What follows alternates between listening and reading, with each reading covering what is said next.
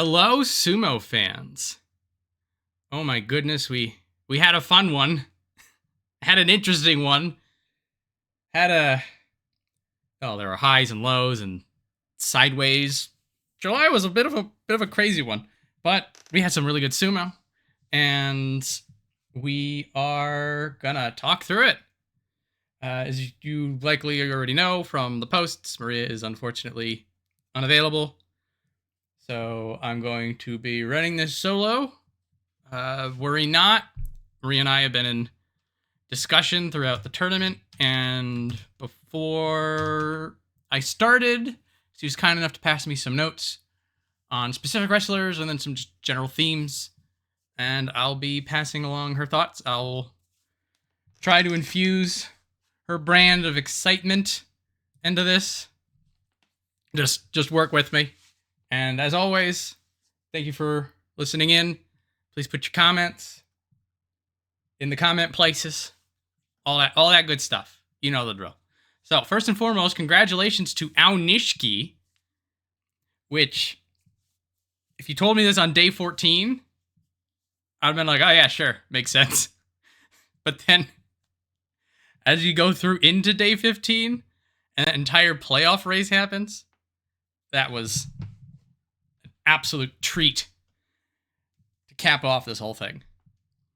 So we'll be getting into that. We'll be getting into Atamifuji, the man who made it all happen, who was also an incredible performance.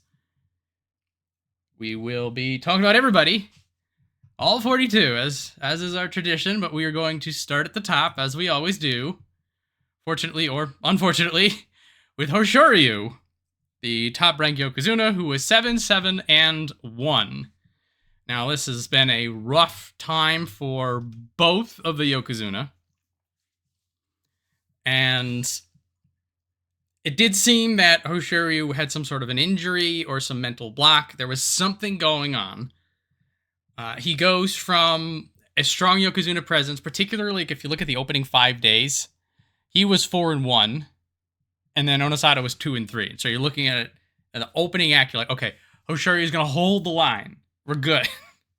Onosato's got to do what he needs to do, and then we can rely on Hoshoryu to sort of hold on to the Yokozuna pride. But then things start to fall apart. It looks like he has some sort of an injury, some sort of a collapse of some sort, and it looks like it gets so bad that by the very end, he pulls out on day 14, which that tells me like something was about to fall off. Or he just knew he couldn't get the wins, and so rather than go Makakoshi, he goes Kyujo. It's not a good look. It's unfortunate, but in the first week, we did get some good sumo out of him. Like on day 1, he does that really slick charge into leg pick, very Hoshoryu style win against Oho. Day 4, Churanoumi gives him hell. And he gives it right back. It's a crazy chaos match, back and forth. Like, those are the moments that you're like, good. Good sumo from our Yokozuna. The way that he handles power, particularly Gonoyama and Hiradoumi, was insane. Both of these guys are smoking other people, Gonoyama in particular. And Hoshoryu just sort of like absorbs the power like it's nothing and then deflects it. And then they just go away. That sort of that Yokozuna aura was present for part of it. And then it just all falls apart, which is just bad. So I have a little bit from Maria on Hoshoryu that I'm gonna read out for you because there's gonna be anybody here who's gonna have things to say. So the words of Maria: going into this tournament, we heard the reports he wasn't healed and it was doubtful that he would be able to compete. He did anyway, and in the first week, it looked like he was okay and demonstrated his classic throws and aggression. But eventually, he was losing really close matches to people he shouldn't, and the frustrating defeat started to show all over his face. He went from looking like the superior Yokozuna to having the exact same record as the other one. If this was just a one-off, I wouldn't worry about it at all. He was coming off missing a tournament, and he's not fully healed. He's still one of the top skilled guys in the division. But it's not. There's 9 tournaments of Yokozuna with no Yusho, and it's getting harder and harder to solve this issue. A combination of injury and despair is going to be really hard to overcome because the new talent will always keep coming. As Yokozuna, if you're not constantly getting stronger, you will be outperformed, which means losing your career. The pressure and emotional toll is clearly affecting Hoshoryu, who's one of the more emotionally charged Rikishi. When the Yokozuna Deliberation Council gave him the rank, it made a lot of logical sense. Hoshoryu was consistently one of the best Rikishi in the top division, capable of beating anyone, and he won 3 straight matches on day 15. Sometimes things don't pan out the way they look like they're going to. I feel for him and it sucks. I'm never going to stop rooting for him and hoping that this turns around, though. Don't care about the comparisons or the negativity. I am able to be happy for other Rikishi who are doing well while supporting my guy who is in a perilous situation. I would love to hear comments from Hakuho regarding Hoshoryu. It would be fascinating. And so, while I was looking over Hoshoryu and thinking about this whole struggle legacy, I sort of went through like a little bit of a thought exercise for myself. And this is nothing that we don't know, but it sort of reminded me about how much expectation that white rope puts on you. So I was going through and I was thinking about it. I'm like, he's doing really well. Why are we dumping on him? And so I had a thought and I'm like, what if he wasn't promoted? What if he stayed Ozeki right here? And just think about him as an Ozeki. And so January of last year, let's say they say, nah, keep going. He goes Katoban. He comes back, he's 12-3. Looking pretty good. Goes Katoban again, not the best. Comes back 13-2, 12-3, 10-5, 11-4. You look at this and you say, damn, that's a pretty good Ozeki. This is an Ozeki who's got it together, who's doing what they need to do. But he's not Ozeki. And it's fascinating, particularly thinking about our current blend of Ozeki, that we have Kotozakura, who's just barely holding the line. We have Kirishima, who's sort of here in terms of his records. Like he's in pole position, he's getting ready, but he's not there yet. We technically now have Aonishiki, who theoretically will just be pole vaulting up, but I don't want to put a hex on him. And then I was thinking back to the Ozeki of old. The ones, now, we can go back even further, and there's stronger Ozeki and historical and stuff like that, but like I was thinking back to the Shodai days, the Mitakeumi days, Takakeisho, Asanoyama, Takayasu, Goeido, Tochinoshin, that there's been sort of like this tradition of Ozeki sort of holding the line in our era. And that for people like Takakeisho, people like Takayasu, it's just like, you know that they have the talent, it's just that they have these injuries. And so, sort of looking at Hoshoryu from that perspective, he's a really, really, really good Ozeki. But that's the problem. He's not Ozeki, he's Yokozuna, and just at one rank higher, and all of a sudden, everything bears down upon him. And that is just the nature of being a Yokozuna, and that is what both him and Onosato are going to have to deal with until they retire. And I don't know if this thought exercise helped anybody else. It was just a nice reminder for me to sort of take a step back and like reorient myself as to where the pressure comes from, why people could be so upset, the expectations on the rank, and also towards Maria's point, this is now 9 tournaments and no Yokozuna Yusho. It's starting to build. Now, I'm recording this Sunday morning. I don't know if there's been any sort of news from the powers that be, the Yokozuna Deliberation Council, Chairman Hakaku, and the other sumo elders. I'm pretty sure they're going to rip into him. I don't know if it's going to be anything more serious than get your act together. We may get a finger wag from the Deliberation Council. I think they could do it's encouragement, warning, and suggestion to retire. I think are the 3 rubber stamps they have. We'll check for those. But unfortunately for Hoshoryu, we're July going in. You're injured, but maybe you can make something out of this. Now it's just sort of another deeper dig of the shovel into the hole. Which we want better from him. We don't know if at this point now it's starting to become concerning if we're ever going to get it. And it's sort of a sour takeaway. So, Onosato, Yokozuna 1 West, 9-6. It is fascinating because both of these people have both Hoshoryu and Onosato, they have the same larger problem, but it's hitting them in entirely different ways. So for Hoshoryu, it's this longer struggle that's sort of getting worse and worse and worse. For Onosato, all of that pressure, all of that expectation was focused down into a single point. And that single point was this July tournament.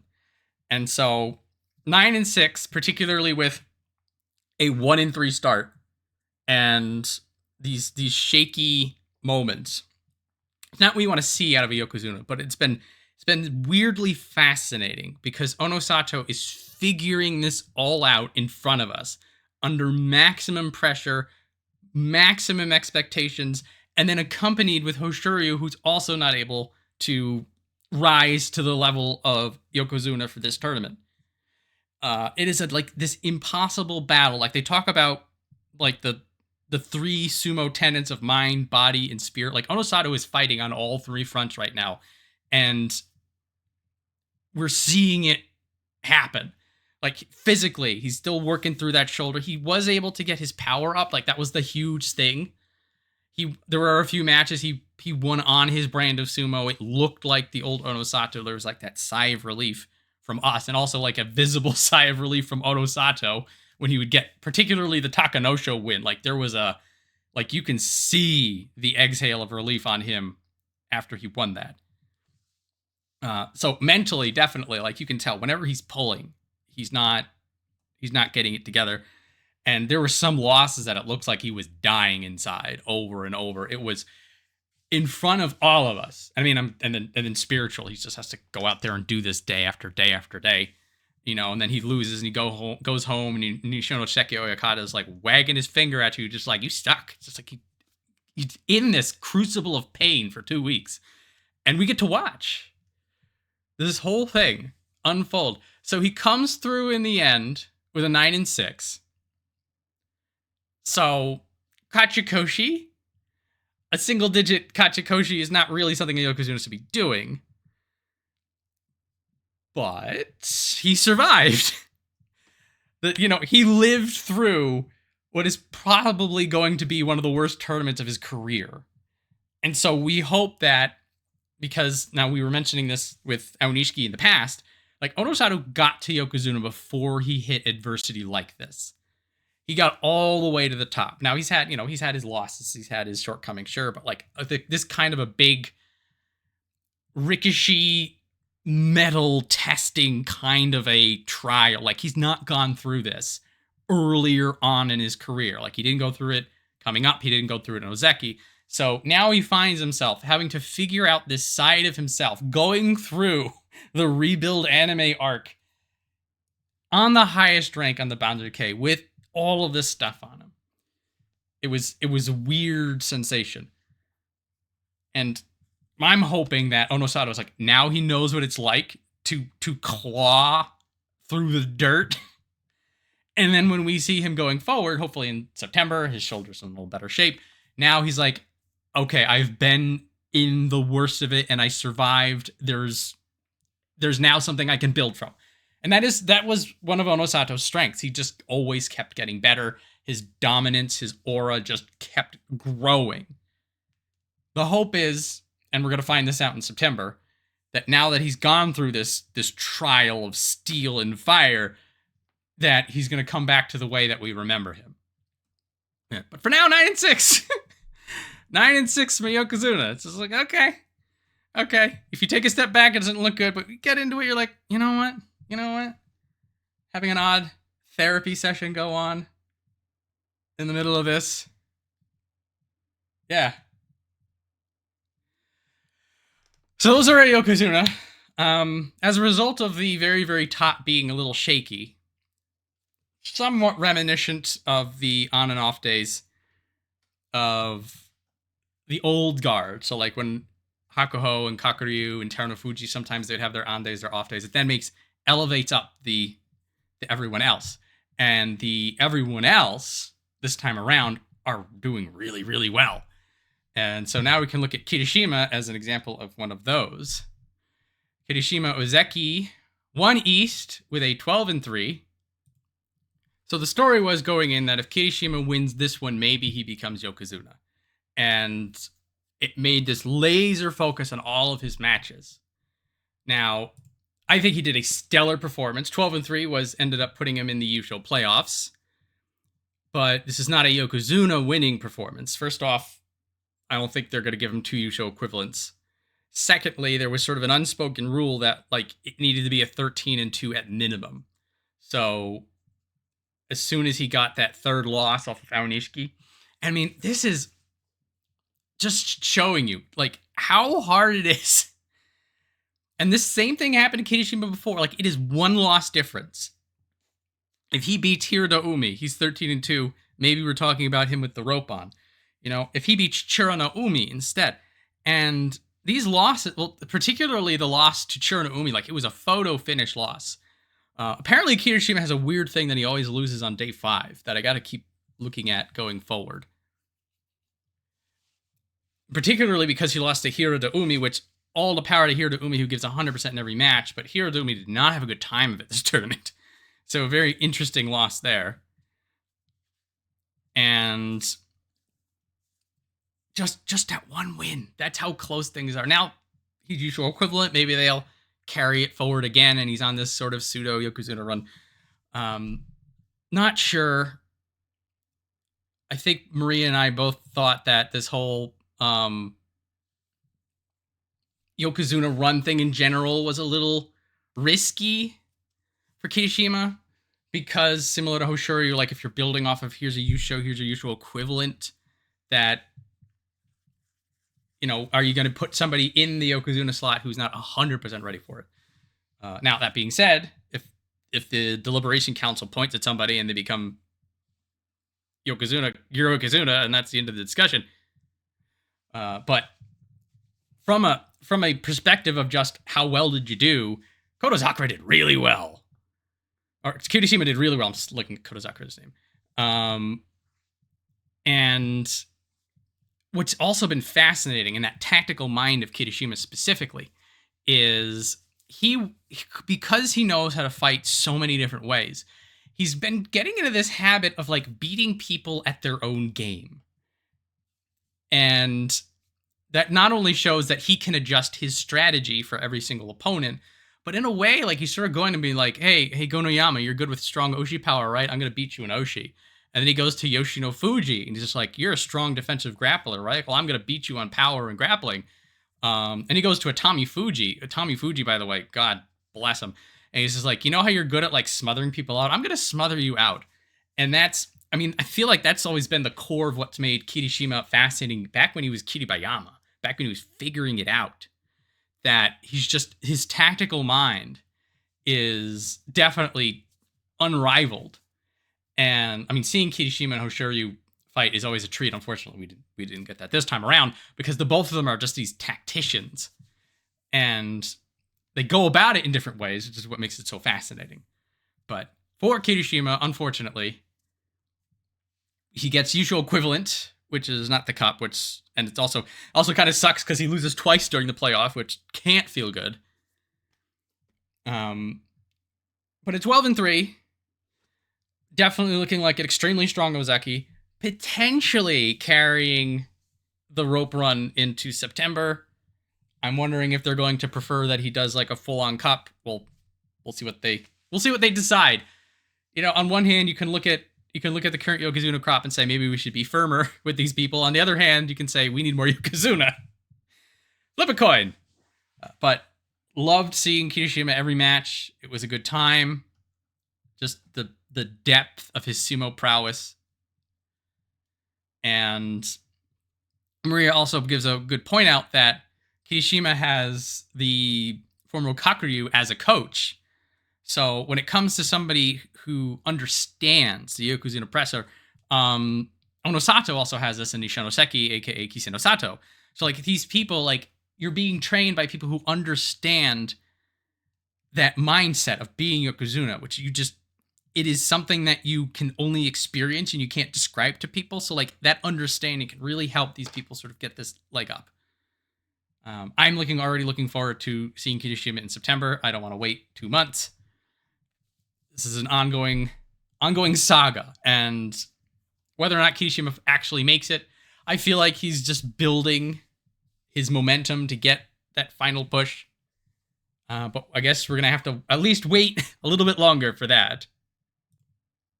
So next up, we have the other Ozeki. Now there's going to be 3, but we'll get to that. Kotozakura, 8-7, clears Kataban by the skin of his teeth. And, it's always, he keeps doing this, that he waits so long. He goes to day 13 before he gets the 8th win. And we're like, oh man, we don't know. But it's that grit. It's that absolute refusal to give up that Kotozakura has that just keeps him in it. So his defenses are, and I feel like they always will be, not as strong as they used to be. Like the Kotozakura who was making the Yokozuna run, like he was unmovable. It's like he had 2 tree trunks for legs and those roots went deep. They're not moving him. Now you can move him. But what has been fascinating is seeing him adapt. And this is, we always talk about the Ozeki mind, particularly for Kotozakura, about how, there's the talent that gets you into Ozeki, and then it's the resolve, the mental focus that keeps you there. And for Kotozakura, he has that mental focus. And he's got strong sumo sense. He's using angles. And am I peeking the mic? Hang on, let me move this back a little bit. Sorry, guys. What has been fascinating is he had, I think, 3 matches, 2.5, where he does this sort of a grapples people's arms and then drags them backwards. And I'm looking at that, I'm like, you borrowed that from somebody, didn't you? And that is the kind of Yokozuna mind, or not, no, Yokozuna mind trapped in a broken body. And that's like, this is where I look at Kotozakura and I'm like, you're adapting, you're evolving. You're like, my body can't do this, but I'm going to make it work. And also the fact that when he fought Shishi, he threw Shishi's like, get out of my ring. And I was like, that pride, that grit. This is the part of Kotozakura that has really shined through. And so I don't know if he'll ever consistently do better than this. We don't know if it's really just going to be a case of him hanging on until he can't hang on anymore. But man, it's just, I will never stop being a fan of him because this is like, this side of him that we're seeing is just, it is pure spirit. It is pure, I'm not giving up. You're going to have to kill me and drag me away. And that is, you love to see it. You love to see that kind of never say die. So he's cleared Kataban, which means come September, he can win, lose, or draw. Obviously, we don't want him to be on the carousel. Kataban carousel, as others have in the past. And good luck to Kotozakura in the future, now that you've earned it. So, now we're going to go to the Sekiwake, and this has been very happy to see. Atamifuji, 12-3. And my goodness, Atamifuji is online. He's finally got it. So we were going into this tournament and we're like, Atamifuji's been looking good. And he was looking good he got up to Sekiwake and then he stayed in Sekiwake. We're like 9-6. You're looking good. We like what you're showing us. And now we're like, you just need to settle in, get used to Sekiwake, and then we can talk about the Ozeki stuff. And then Atamifuji says like, oh no, I'm already ready. And it has been, he was so good. He was so good. So he's starting to just get this unstoppable force of pressure. And on the defense, you have Gonoyama, Hiradoumi, Fujinokawa, all people who are like really strong going forward, particularly Fujinokawa, who just didn't care. He'll just beat anybody. He just stuffs their offense and then goes forward and then wins the match. And on the offense, this same like unstoppable, unmovable force. Churanoumi, Oho, say what you want about Oho, Ichiyamamoto, and Kotozakura. Like, he just starts moving forward, and then the opponent goes out, and the opponent has no say in it. He's just this imposing force. And like in the past, like he would be doing this now and again. Like he'd be driving forward, It didn't look as crisp. It didn't look as dominant as it did this time around. He smokes Onosato off the Tachiai. Like Onosato's like almost immediately pulling. I was like, oh my goodness. And then against Hoshoryu. Now this is Hoshoryu right before he goes out. So say what you want about Hoshoryu, you still beat a Yokozuna. Hoshoryu was trying all sorts of angles and throws, and Atamifuji's just like, I'm going forward, and you're out. And just stuffs him. I was like, oh man, he's made it. And then the final day. Oh my goodness, the final day. Atamifuji made the last day in the playoff race incredibly exciting. He didn't win it all, but my God, does he deserve everything for just spicing it up, for showing you can't count me out. He gets the fighting spirit. I mean, I think he had the fighting spirit just going into it, but then they should have given him a second one. I personally go into day 14 and I'm like, okay, Aonishiki's gonna beat Atamifuji, and that's just gonna be a clean Yusho, well done Aonishiki, whatever. And then Atamifuji just throws Aonishiki out of the ring. I was like, what? I went from watching and enjoying. I sat up. I'm like, no way. And then we go through the entire playoff, and I was glued to it. Every single match, every second, I'm like, how is this? Atamifuji beats Kirishima. I'm like, no way. No, he's going to do it. And then Aonishiki turns it back around. I'm like, no. I go on this roller coaster ride that I didn't even know was in the park. Thank you, Atamifuji. Oh my goodness. So, incredible power, incredible skill. And I guess you're on an Ozeki run now. Goodness gracious. If you want Yusho equivalent, this is what it looks like. So we're looking at this. We're at 21 with the Yusho. So you'd need another 12, maybe 11 if he looks really good and he dumpsters some people. But that's not what I thought would happen for the Ozeki race so quickly. Now, realistically, I feel like you take your 12, and then you get like a 10 or 11, and then November he gets it.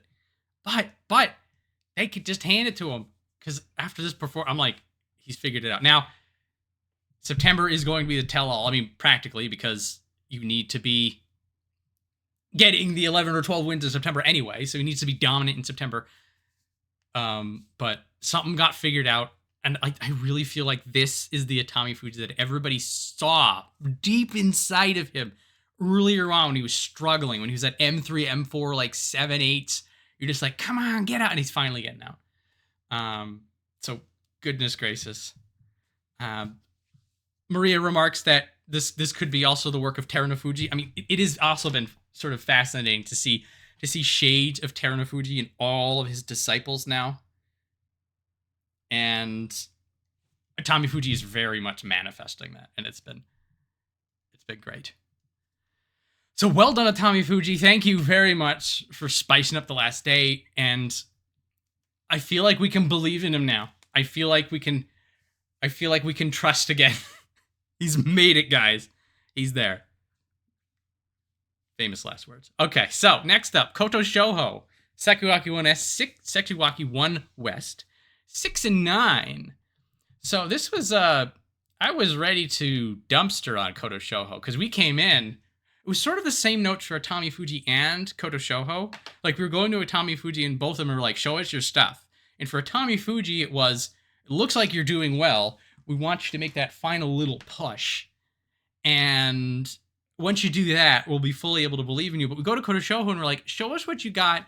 This 9 and 6 stuff, this pretend show of dominance, like, we want to believe in you, but you've burned us in the past. And so I look at Kotoshoho and I was just like, okay, 6 and 9. He's betrayed us again. But then I looked a little deeper into it. And Kotoshoho actually had a really good showing. Like in terms of like skill, in terms of level of sumo. It's just the results didn't follow. And so I'm doing my notes, my research. I'm like, okay, what is this inconsistency? So first off, there are some really good close fights that he loses. So he gets on the belt with Kirishima and Hoshoryu, and like puts the pace on them. But both Kirishima and Hoshoryu win in the end. They just have the upper edge. But like Kotoshoho gives us a good fight. I was like, that's a good day of sumo, but Kotoshoho lost. He fights Oho on day 4, and they do a brawl. Kotoshoho and Oho just will throw hands. It is just beautiful violence. And he gives us one of those. But he loses that one too. So, like, here's 3 days of high-level sumo that he gets losses from. So, good skill, showing that he's Sanyaku level, but then he's not getting the win. Another factor. He gets Henked twice and eats them full on from Fujinokawa, who we should know better, and Hakunofuji, who Hakunofuji has been doing this recently. I feel like now everybody should just sort of keep a side eye on Hakunofuji. Just like, hey, my Henka, keep an eye out. Fujinokawa, no, like, Kotoshoho, you should have known. He also, and this is where it really starts to come into just like, he was losing spectacularly. So there's a fight on day 14 with Daieisho. Daieisho, oh my god, Daieisho, I cannot wait to talk about Daieisho. Anyway, Daieisho gets him up against the Tawara, the straw bells, the ring edge. Kotoshoho does the backward C bend, and then his arms are flailing upwards in like a reverse windmill trying to get Daieisho off him, while Daieisho is forward windmilling him. It is this fascinating display of defense and reflexes and showing Kotoshoho's grit that he doesn't want to go out, but he loses anyway. And this is the story of Kotoshoho in July. Oh, but he lost. He did well here. Oh, he did well here. This was a good fight. I really enjoyed watching this. But then he loses. Unfortunately. So, my takeaway, okay, Kotoshoho is elite level, but he doesn't win. And unfortunately, when you're in Sekiwake, there's no consolation prize. A for effort is an F for results if you're going to be 6 and 9. So, if you're a Kotoshoho fan, I wouldn't feel spurned. I wouldn't feel like this was the upsetting moment. Just sort of unfortunate that these close matches never went his way, and this is sort of going into the Kotoshoho, the Yusho Kotoshoho, the my brother's nearby Kotoshoho. Like, he doesn't care. He will beat you, and that's the end of it. But he's becoming a little more consistent. I don't know. There's a long-term picture here for Kotoshoho fans. But the short term is that you're probably out of Sanyaku. But don't, like, this is not a dumpster performance. It's a solid sumo performance that he just couldn't handle people. And, like, again, when I talk about good performance, like, again, he beats Aonishiki. This is a very important win for the entire Yusho, and Kotoshoho does it convincingly. Apparently, Kotoshoho has Aonishiki's number, which is fascinating. And Kotoshoho does beat Aonishiki in a lot of this. He has this devastating, like, thwacking power parry that he will hit somebody through the side, and then they just get launched. And he beats Aonishiki with it. He beats a few other people with it. I have them written down. Yoshinofuji, Hiradoumi, Takayasu. This is not the next day. He just hits somebody and they move, and it's really strong. So there's stuff to look forward to for Kotoshoho. There's stuff that he showed in July that you're like, okay, keep an eye on that. But what's going to happen when you get a 6 and 9? Kotoshoho, sorry, you're now going to be rank and filer, unless they really want to be nice to him for some reason. But there's a queue of people. We're going to talk about the Sanyaku picture, and then when we do our GTB, we're going to try to figure it out. But just looking at the Sanyaku picture as it is right now, like, there's going to be a purging. Like, Atamifuji is the only person who's going to be Sanyaku who's already there, and then we're just going to refill the ranks. We'll get to there. But Kotoshoho, not bad. I'll say not bad. Good sumo. If you just want to watch sumo, you don't care about anything else, Kotoshoho is pretty good to watch. If you do care about sumo a little bit, well, Kotoshoho, you're 6 and 9. That's what it is. Now we're going to talk about this tragedy of Wakatakakage, 0, 15. So, compartment syndrome of the legs, I think it was called. This horrible, like, the more you hear about this leg injury, the more you're scared. And our Yusho winner is hold from July is, all but guaranteed not to be here in September. And he may not even be here in November. Like, this may be another ACL kind of a deal that he gets just bamboozled and is gonna sink. So if he comes back, and the good news on it is that, like, he's got his surgeries. I think he needs 4 surgeries. Murray has it. Almost loses his leg, needs 4 surgeries, and he's going to drop. And it's rough. Not only is it just rough in general, because Wakatakakage got the Yusho, was looking like he was angling for Ozeki, but this has happened to him before, that he was on the cusp. He was a Sanyaku mainstay, very powerful, and then something happens to him, and it's just a serious injury that throws him to the winds, and it's heartbreak. So the positive again is they caught it in time. He keeps his legs. He isn't going to die. Like, we got to that point, very, very spooky. And there is people are now talking like, oh, he'll be back. Oh, he'll figure it out. So how long is that going to be? That becomes a big question, because then we're thinking, okay, he's not going to be here in September. He's not going to be here in November. That probably means he's going to be out of the top division. So we're like, if we're thinking like January, March when he comes back to us, he's going to be deep in jury or maybe unranked. So we're looking at it maybe 5-6 tournaments before we see his name in the top division again. It's so rough. It's so bad. But again, the good news, he ain't dead. He has his legs. He has the chance to come back. There is a path to recovery, and this could have been a career ender. For all we know, it may still be a career ender. But in any case, Wakatakakage, I'm grateful that you have 2 legs, that you're not going to die, and I wish him and his family the best of luck in his recovery. And like, if he's just like, it's not going to work anymore, God bless. He's given us so much. We're going to just have to wait and see and pray and just hope that Wakatakakage, as a wrestler, as a human being, just is able to get through this.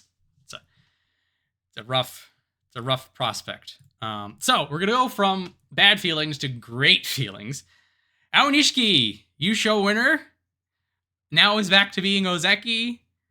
Now that is even partially functional ankle is able to get him 12 wins.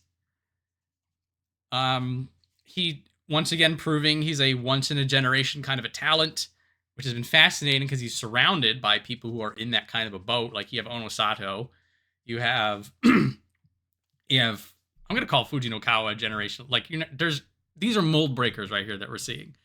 And so Aonishiki still like looking like he's working through the ankle injury.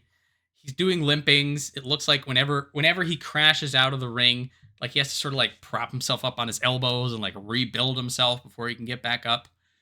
And I was going into this, I'm just like, Aonishiki get us 10 wins and then sit out. Like, don't push it. But if Aonishiki, of course, he's the kind of person who's not going to be satisfied with 10 wins. And so he gets to 10 wins on day 11. So he gets it almost as early as you can. And then just gets 2 more wins, gets to playoff. And it has been great to see his brand of sumo come back. The super low, the relentlessness. So fascinating. When he fights Fujinokawa does the lift off flying Henka. And Aonishiki somehow like gets his hand up around Fujinokawa and then grips the belt in midair. Like, I was watching it on slow motion and I'm like, this is fast movements. Ridiculous reflexes to catch him like this. The Onosato win. This was so massive right here. So Onosato is somebody who's always beat Aonishiki. And Aonishiki does like the Houdini act at the edge and like finds a way to get out of the way and then just sort of tips Onosato to make Onosato run himself out. That was a pivotal win for Aonishiki from like a mental perspective. It's always great when you beat somebody who's got your number, in particular for this tournament, because that got him his Kachikoshi. And then he goes forward and then he gets his Ozeki rank back. And then he goes forward and he gets to a playoff. So there's the controversy of the hair pull with Gonoyama. and that's not a good look. But now that we're through it, there's two things. One, he got more wins later. So, like, if he was 10-5 with this, it would feel a little dirty. I was just like, okay, you had this weird move that wasn't called. And that got you a Ozeki run. So, like, when he beat Kirishima, first off, beating Kirishima was just a treat to watch. Fascinating, high-level match. But then, like, then he got 11 wins, I'm like, okay, even if they called the hair pull, he's still Ozeki. Like, we're not changing fate with this.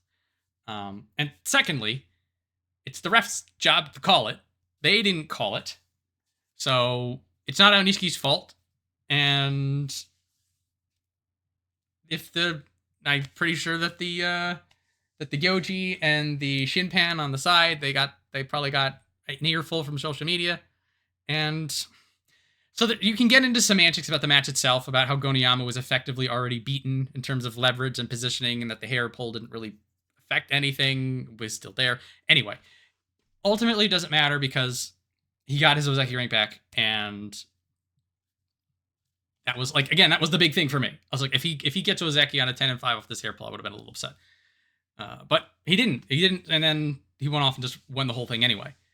And just the grit of being able to hold on through the playoff, and this sort of this never say die kind of relentlessness to Aonishiki is also like part of his brand, which is fascinating to see.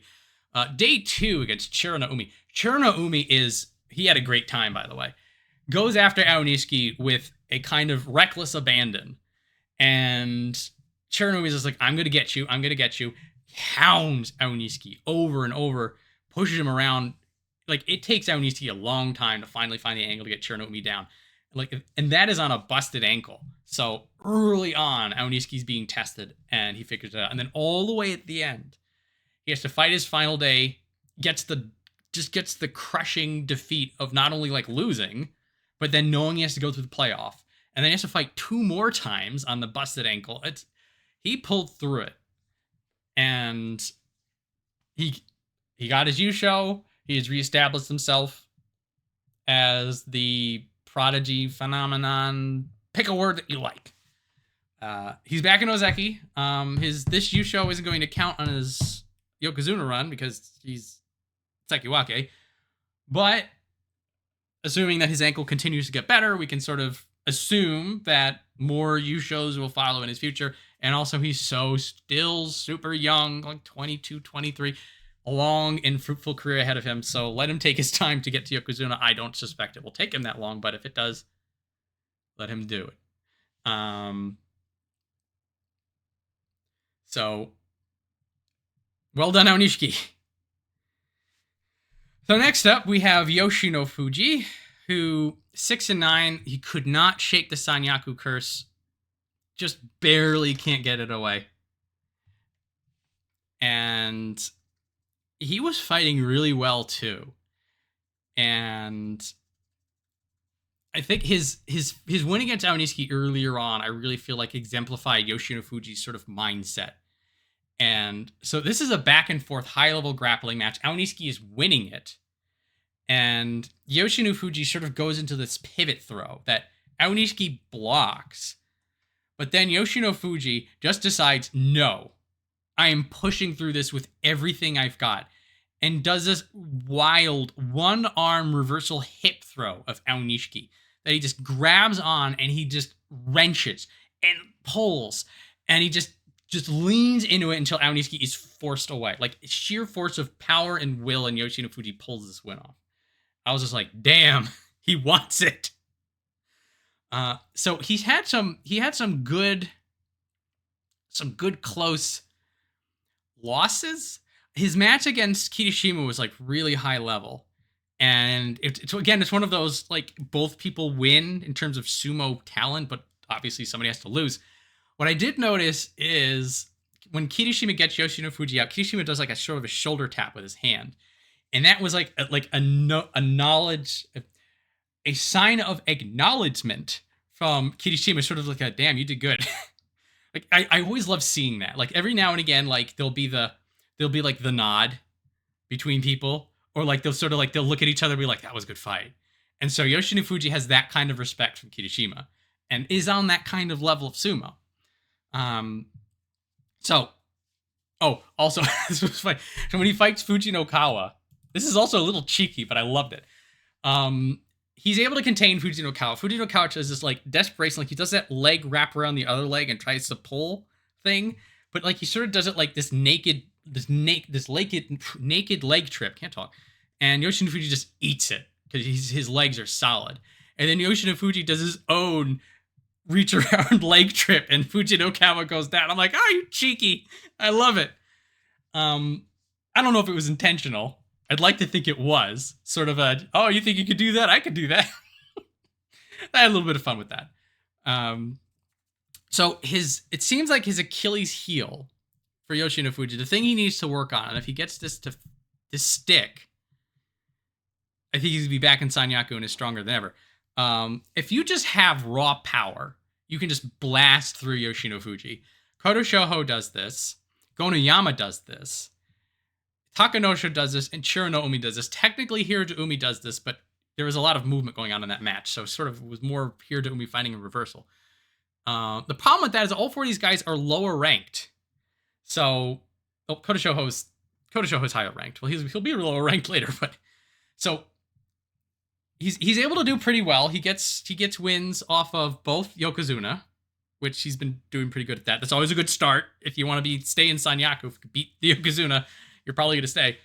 But it's this raw power of uprooting him that he'll need to work through. And Yoshinofuji already has strong defenses.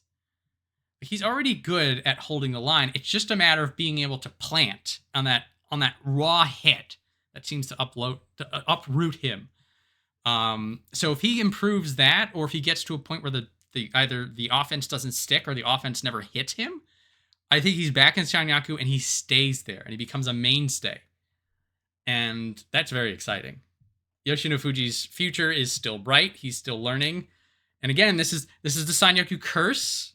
The first time you get into Sanyaku is like the hardest time you'll have there. So he'll bop down a little bit. And then the hope is when he's back to Kamasubi, when he's in Sekiwake, it'll be a different picture. But that is, for now, he'll be going down. Speaking of going down, oh boy. Hello, Oho, 2-13. So I strongly think that he was injured a little bit. And this is not indicative of the normal Oho problems that we had. But by like the first week, it looked like at least he was there. He was simply the man who was outclassed. Like it always sucks when you are in a combat sport and you're on the wrong end of highlight reels. Oho was on the wrong end of highlight reels this whole time. Everybody was doing their cool stuff to Oho, and Oho was losing. And so some of these matches were pretty close. Like he was in some of these. He beats Kotoshoho in the opening 5. And when he's fighting Kirishima and Atamifuji, like he's in those matches. Like he's making these people fight him legit.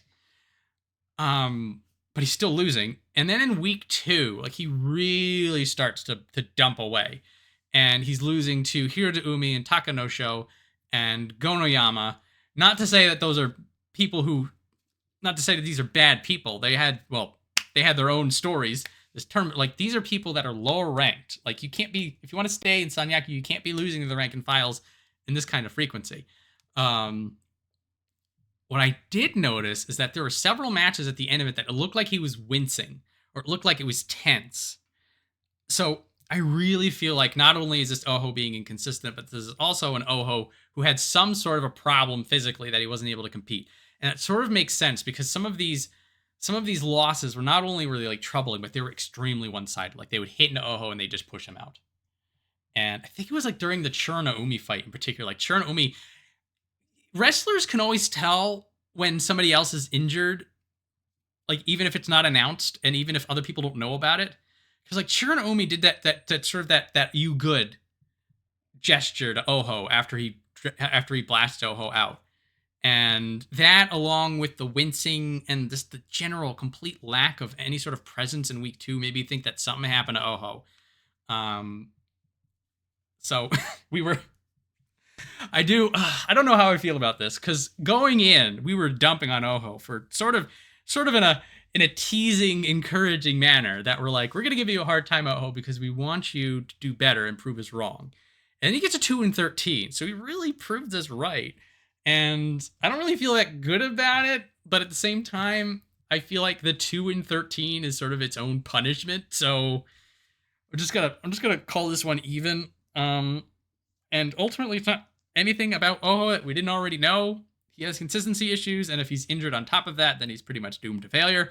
He's gonna dumpster down the ranks pretty hard, and if Oho gets low enough, and then he has a good one, like he has good ones and bad ones, part of the consistency issues. Like there's a potential special prize for him in September, so maybe not the worst thing for him. As a final note that Maria reminded me of, and it's also really funny that on day 14 they're like, Oho's getting thrashed. We gotta give him something. Hey, where's Shodai? Get Shodai. Give him Shodai for some reason. They dig. He is well out of range. M6. Like Oho has 15 other matches without fighting Shodai, but they gave him Shodai and Shodai wins, which is hilarious because then Maria mentions that Oho defeated his master Shodai. He can now take his proper place as the master of the Snorlax Sumo School. So there's some positivity in that by defeating Shodai, the torch has been passed from the older generation to the newer generation of people who sometimes care and sometimes don't. I'm all for this silliness. But yeah, as a tournament for Oho, I'm pretty sure this is one that he would love to forget. And I don't blame him. Get it out of here. All right, so next up, we have, oh my god, who is not a fan of Fujinokawa? There is something about him. It's always a wild time. He's always fun. There is like an inspiration he gives people. At least he gives to me. So like I'll be like, there's some people like, I'm a fan of you. I like you. I really like you. I go to Fujinokawa just like, I want other people to be fans of him too. It's not just enough that I am a fan of Fujinokawa. I want everybody to be a fan of Fujinokawa. Everybody get on board this hype train because it is electric. And so he had a fun time. And it's also one of those things like win or lose, you just want to watch. So he is now 4-0. He starts up 4-0 against Yokozuna. 4 Fusen. Handed it, or not Fusen, Kimboshi. Fusen's the other one. So he gets four fancy pants wins against Yokozuna as a rank and file, which is a record of some sort. Post-war record, says Maria. And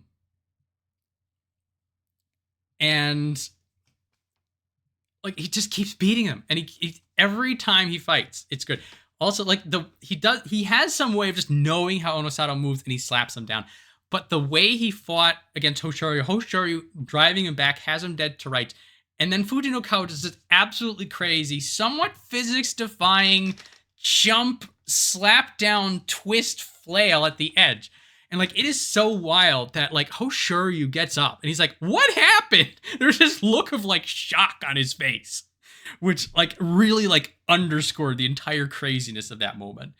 And like it really does encapsulate the kind of fun, also dynamic sumo. And Fujinokawa is turning into that person that you're just like, "Oh, this day was fun, this day was fun, this day was fun." You just end up like listing all of the matches that he was in.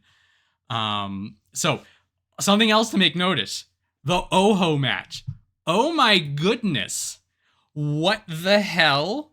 Can somebody please explain this to me? Because I don't believe what I just saw. He gets into a grapple fight with Oho and then lifts him up. Crazy strong man, tiny body. It's actually not that tiny, but tiny for sumo. And just like bodies Oho. And it doesn't work. And Oho tries to lift him up. And then Fujinokawa just does it again and dumps him down. Excuse me? Fujinokawa, how are you doing this? The laws of physics would like a word. Absolutely insanely fun. Gosh, every time he shows up, I'm just like, here we go. And this was the kind of tournament that there were a couple of days that were snoozers. Like, the lower to mid. Like once you got up to the top, like once you had the Sanyaku and the Ozeki and the Yokozuna fighting, like there's always something going on. But like there are those days, and this is just the way that the sport is. This is just the way that tournaments are. I was like, oh, here's your Yorikiri. Here's your Yorikiri. Here's your Yorikiri. Oh, it's a Takikomi. Nice. And then, oh, wait. Fujinokawa's here. Everybody, wake up. Here we go. Good stuff. Good stuff. He definitely saved me a couple of those days. So it is to beat Fujinokawa. And like, he is a smaller guy, but like, you need a mixture of power and the ability to like foresee his madness. So Kirishima, Kotozakura, Atamifuji, and Yoshinofuji, coincidentally, all people who are the elite. Well, Yoshinofuji won't be elite for long, but he'll get back. I have confidence in Yoshinofuji. They all understand, like, it's not just power, it's not just raw strength. That you need to sort of like, you get him, you contain him, and then you use your power to get him out. Because when he fights Hiradoumi and Gonoyama, they go at him full bore, but then Fujinokawa just diverts. He takes the power, he puts it somewhere else, then he gets the win anyway. So beforehand he was 7-8, now he's 8-7. It's like he's not a dominant force, but he is a force to be reckoned with. And he's only getting better, and he will probably be in Sanyaku. And that is exciting. He also gets a special prize. He gets the outstanding performance because he beats both Yokozuna and gets a Kachikoshi.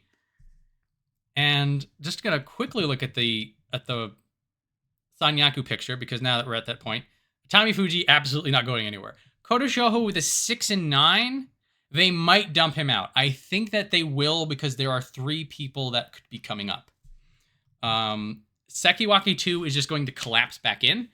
Wakatakakage is gone. Aonishiki is going to go up to Ozeki. They're just going to say, no more Sekiwaki 2. So these 2 slots are going away. Yoshinofuji, if he got a 7-8, I could see them maybe giving him a Kamasubi slide and making him Kamasubi 1 West, but the 6-9, he's gone. They're not gonna give him the Takayasu treatment, particularly because there's people that'll be coming in. And then Oho is just absolutely packing his bags. Like, he's packing his bags on like day 10. So, for people coming up, Fujinokawa 8-7 at Megashira 1 East. He's right there. They may have shut the door on him if there was a lot of other contenders, but if we look further down, we have to go down Hakunofuji at 9-6, who will math into Kamasubi.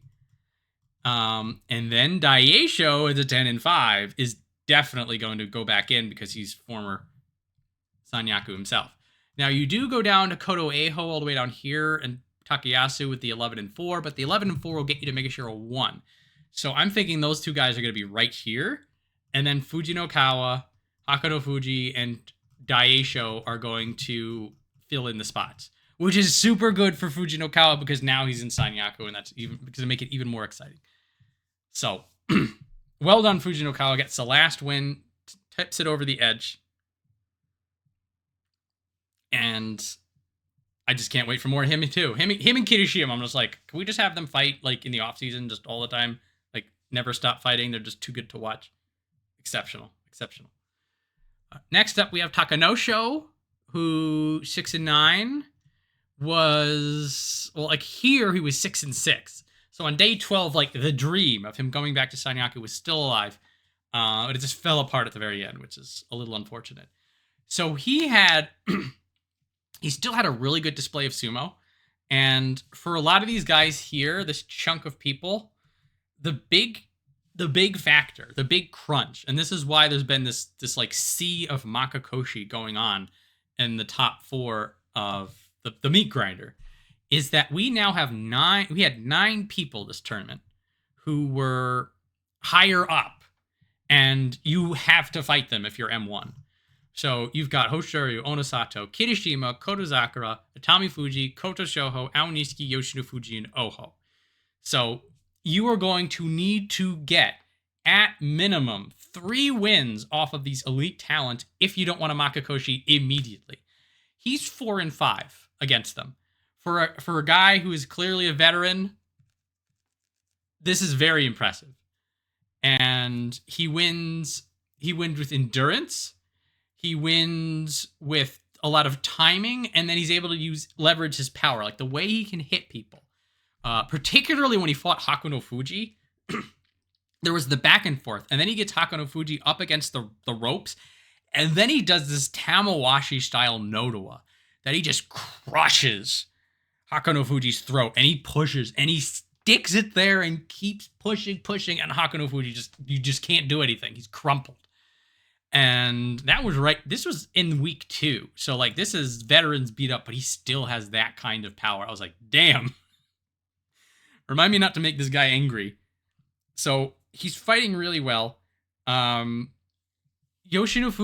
Kotoshoho, he gets a win against Atamifuji. Now, the Atamifuji was a back and forth where Takanosho almost outlasts Atamifuji, which is fascinating. Because Atamifuji's pressure game was second to none this time around. But Takanosho just withstands it, keeps distance, and just chips away until Atamifuji made a mistake. Both him and Daieisho end up doing that to Atamifuji. So, by the way, if Atamifuji can work on that, like that long, deep waters kind of a fight, he may be unstoppable. Good news for Atamifuji fans, but also for Takanosho, he's got that leg up on him. Unfortunately, he's not going to become Sekiwake. And with a 6-9, he's probably going to be demoted. But the quality of his sumo and the consistency, like he's been here in this part of the Banzuke for several months now. So like he is proving he belongs in the mix in the top, even if he can't break through that final little jump. Which again, it's more of a fan dream that to see Takanosho as Sekiwake or even as Kamasubi again. Just have him touch that one last time for us. I don't know if he ever will. I'd like to think that the longer he stays in the top 3 of the Megashira, the higher the chances are that they give it to him. And it'd be great to see it one more time. And Takanosho seems to be doing his part, at least. So I can't fault him anymore. So, Gonoyama had a really good time of it. The 7 and 8 does not tell the story of Gonoyama. Because he is improving. He is looking really good, and a lot of the larger problems that he had with the sumo are getting fixed. So beforehand, it was all or nothing on the Tachiai. Basically, if you lived through Gonoyama's Tachiai, you were solid. He is working on the follow-up. He's doing pressure. He's just sticking to people. And this time around, Onosato, Kotozakura, and Yoshinofuji, people who... He didn't beat them on the Tachiai. He beat them on the follow-up to the Tachiai. Now, the Tachiai did set him up. Like, he hit hard. Actually, I think when he fought Onosato, like, I think he just crashed into a brick wall. But then he kept going. He didn't stop with the all-or-nothing Tachiai. He goes in for shoves. He goes in for angles. He keeps the pressure going, and then the defenses are just broken away. And something that was interesting this time around is when he went and fought Oho, he grabbed the belt. And when he did that initially, I'm just like, Gonoyama, what are you doing? What are you doing? But he kept the pressure on the belt to keep Oho moving back, and then he got him out. Now, if I remember correctly, Gonoyama started out as a belt person and transitioned over into push sumo. So, like, it's not unheard of for him to do the belt. That being said... When he did also go for the belt on this random Asahakuru loss, this might have been nerves, because he grabs the belt of somebody who knows how belt works one, and this was like his undoing. Because once he grabbed the belt and it became a lean match, Asahakuru just built himself up to the win. So this belt thing, it might just be a one-off anomaly, and probably is not something he should be working on. But I was like, I saw it, and I'm like, I wonder if this is something that's in his back pocket just in case. Or maybe it was just like a reflex, or maybe because Oho grabbed the belt, Gonoyama had to grab the belt. Like, something to keep an eye on for the long term. But for the short term, he's getting better. He's able to convert his power. And a lot of his losses were just people who knew how to handle both the Tachiai and the follow-up. And coincidentally, it's people like Atamifuji and Kirishima and Hoshoryu and Aonishiki. So a lot of the very best of the best are going to have answers to the Gonoyama problem. But with a 7 and 8, it's getting better. He's getting stronger. Earlier on in his career, he'd get this high, and then he would just get humbled. It would be a double-digit loss. He'd just get thrown back down. With the 7 and 8, he's saying, I belong here. And if Gonoyama keeps this improvement going, he may have one of those tournaments that it just all clicks on, and then he goes nuts. And I'm very excited for that particular reality. So keep your eye on Gonoyama, particularly in September, because if he can keep this level going consistently, then it's really just going to be a matter of time before he flips it back over. And that is going to be very exciting, because Gonoyama was one of those people that really felt like they had a lot of potential. He was like Atamifuji, that for a while he just couldn't figure it out. Is he figuring it out? I think so. So, next up, Churanoumi, 7 and 8. Very un-Churanoumi to get a 7 and 8. It's usually a 4 and 11 or 11 and 4. He has been doing 9s and 6s and 6s and 9s in the past. 5 and 10s right out.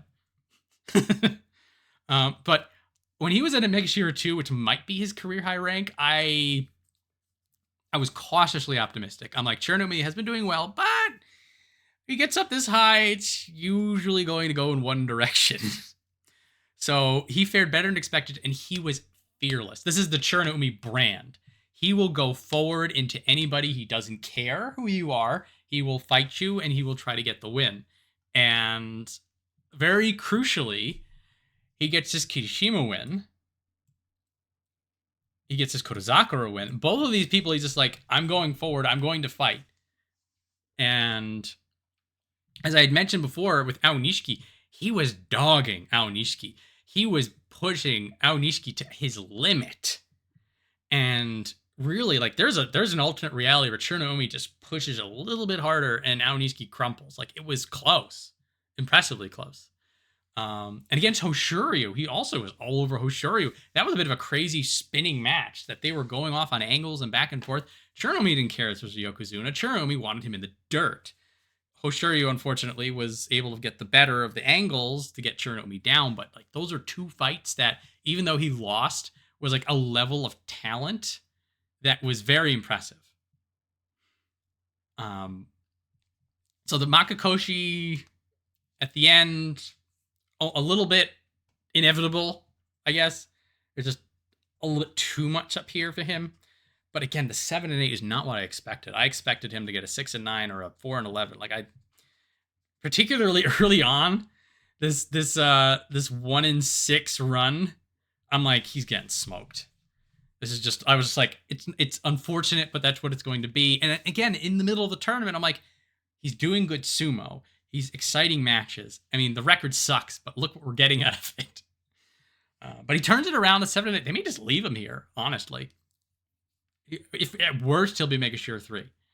And that is all on the power he has, the skills, the veteran grit. And again, that I will beat anybody kind of mentality that he has. It's just exceptional to watch. So 7 and 8, not the best in terms of records, but well done, Churanoumi, showing that him and Takanosho both are just like, these guys shouldn't be up here doing this well at this age, but you can't tell them that. They don't care. They're going to kick your ass.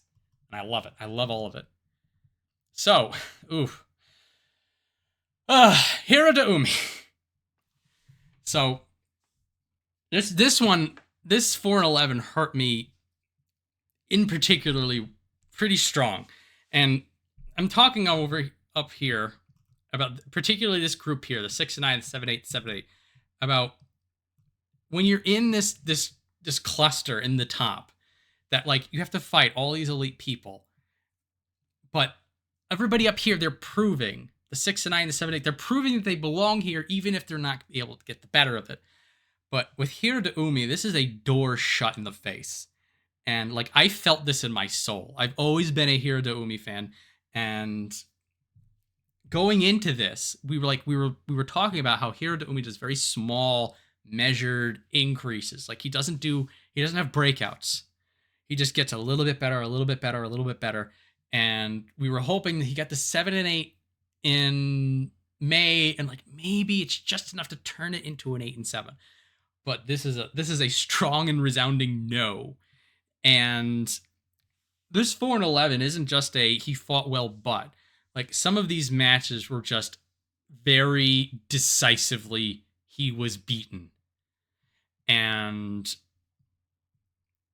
it's, ugh. Like, this hurt me. This hurt me a lot to watch. So, for better or for worse, I know pretty early on, I felt this in my bones when he fought Atamifuji. Because he goes full tilt into Atamifuji, hits him with everything he's got, 110%, pushing forward into Atamifuji, and Atamifuji does not care. Atamifuji eats it all, redirects Hiradoumi, and dumps him out. And when I saw that, I just had this pit in my stomach. I'm like, oh no, Hiradoumi is being thrown away.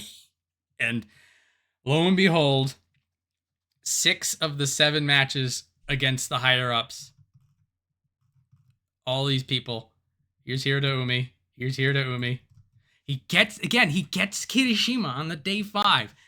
And this is like Hiradoumi, like he's down, but you never count him out. But here's Hiradoumi. This is the problem. He can't get wins off these people higher up, which then means he needs to be perfect against his fellow rank and filers if he wants to hold his rank. And he can't do that either. In particular, losses to Ura and Daieisho, who people lower down, particularly Ura, who are able to deflect Hiradoumi's power like that was the nail in the coffin. And that's when I looked at Hiradoumi and I'm like, I still think they did you dirty when you were 10-5 in Kamasubi and they didn't promote you. I still think that you deserved better, but if you're going to do a 4-11 here, you cannot survive. It hurts me just to say these words. It really hurts me. But it's one of those sobering moments that you just have to be like, well, this is the state of sumo.